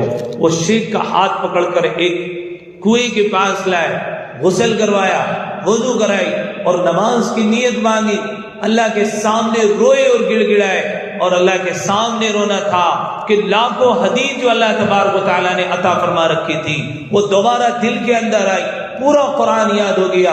اور پھر شبلی نعمانی علامہ شبلی کے ساتھ جو ہے آپ اپنا بصرہ کی طرف رخ کر رہے ہیں، داخل ہوتے ہیں شہر میں، پورے شہر میں شور مچ جاتا ہے کہ آج فلاں بزرگ واپس اپنے ملک اور اپنے وطن واپس لوٹے۔ آنے کے بعد اپنی خانقاہ میں بیٹھتے، لاکھوں کو مجمع ہو جاتا ہے۔ اب لوگ پریشان ہیں، 2 سال کا عرصہ گزر گیا، لڑکی سے نکاح نہیں ہوا، اب یہ لڑکی کا باپ پریشان، یہ لڑکی پریشان کہ 2 سال تک جس نے میرے لیے خنزیر چبائے وہ بندہ آج یہاں سے رخصت ہو گیا۔ اس لڑکی کے دل میں خیال آیا، اللہ کے سامنے سجدے میں گری، رونے لگی اور کہنے لگی ربا ہزاروں میل کا فاصلہ ہے، میں اس بندے کے پاس نہیں جا سکتی اور اب وہ میرے پاس لوٹ کر نہیں آ سکتا، وہ تیرا سچا عاشق تھا، میری تمنا ہے یہ تیری زمین ہے، تو اس کو سمیٹنا بھی جانتا ہے اور پھیلانا بھی جانتا ہے، میرے رب میں کلمے کا اقرار کرتے ہو، تیری گواہی دیتی ہوں کہ تیری ذات ایک ہے اور توبہ استغفار کرتے ہو، میں نے تیرے ولی کا دل دکھایا، 2 سال تک خنزیر چبائے، اللہ تو میرے لیے زمین کو ہموار کر دے، اس زمین کو سمیٹ دے۔ کہتی ہے کہ میں دریا کے کنارے کھڑی تھی، پانی کی ایک لہر آئی اور اس نے مجھے اپنے اندر سمایا اور اس زمین سے لے کر اس زمین پر لا کر ڈال دیا۔ حضرت کی خانقاہ کا پتہ پوچھتے پوچھتے حضرت کی خانقاہ میں آئی، حضرت نے دیکھا، حضرت نے لوگوں نے مریدین نے آ کر بتایا ایک عورت ذات ہے جو آپ سے ملنا چاہتی ہے، تو حضرت نے آنے سے منع کیا، کہا کہ برابر والے کمرے میں بیٹھا دے۔ اس لڑکی نے آ کر کے برابر والے کمرے میں بیٹھ گئی اور حضرت سے آ کر کے کہا کہ حضرت میں آپ نے آپ کو جو اللہ تعالیٰ نے دین دیا ہے اس دین میں آ چکی ہوں اور آپ سے اب نکاح کرنے کے لیے آئی ہوں، آپ کی کیا رائے ہے؟ حضرت نے کہا مجھے سالوں گزر گئے خنزیر چباتے ہوئے، صرف تیری صورت کی وجہ سے، اور آج پھر میں گناہ میں ملوث ہو جاؤں، میں یہ کام نہیں کر سکتا، نکاح کرنا تو درست ہے لیکن میں بھی یہ کر نہیں سکتا۔ اس عورت نے کہا تو پھر میں بھی اپنے ملک واپس نہیں لوٹ سکتی۔ کہنے لگی کہ حضرت مجھے آپ جگہ دے کہ میں یہیں رہنا چاہتی ہوں۔ کہتے ہیں کہ چند دن گزرے، مرض وفات اس لڑکی کے اوپر طاری ہوا، آخری وقت ہے اور بس اس کی تمنا یہ ہے کہ جو بندہ میرے لیے اتنا تڑپا ہو اور اتنی اس نے قربانیاں دی ہو وہ آج آئے اور آ کر کے مجھے آخری بار اپنا دیدار کرا دے اور میں آخری بار اس کا دیدار کر کے اس دنیا سے رخصت ہونا چاہتی ہوں۔ جب حضرت نے یہ سنا، حضرت اس کے گھر پر لے کر کے گئے، عورت جو ہے پردے کے ساتھ میں لیٹی ہوئی تھی، بس حضرت کا چہرہ دیکھا اور یوں کلمہ پڑھا، اشہد ان لا الہ الا اللہ و اشہد ان محمد رسول اللہ، اور دنیا سے رخصت ہو گئی ایمان کے ساتھ۔ تو اللہ تبارک و تعالیٰ بندہ جب زنا کے قریب پڑتا ہے اور زنا کرتا ہے، اللہ تعالیٰ ایمان کو بھی یہاں سے نکال کر کے یہاں سر کے اوپر کھڑا کر دیتا ہے۔ آج نوجوان بے حیائی، فحاشی اور یعنیت، زنا کی طرف بڑھے جا رہا ہے۔ اللہ تعالیٰ ہم سب کی حفاظت فرمائے، اللہ سب چھین لے جائے۔ وَبَدَا لَهُم مِّن بَعْدِ مَا رَأَوُا الْآيَاتِ، اور یوں سمجھ میں آیا لوگوں کو ان کی نشانیاں دیکھنے پر، لَيَجْنُنَّهُ حَتَّىٰ حِينٍ، کہ قید رکھے اس کو ایک مدت، وَدَخَلَ مَعَهُ السِّجْنَ فَتَيَانِ، اور داخل ہوئے قید خانے میں اس کے ساتھ دو جوان۔ حضرت یوسف کے ساتھ دو قیدی اور گئے، کتنے بھائی؟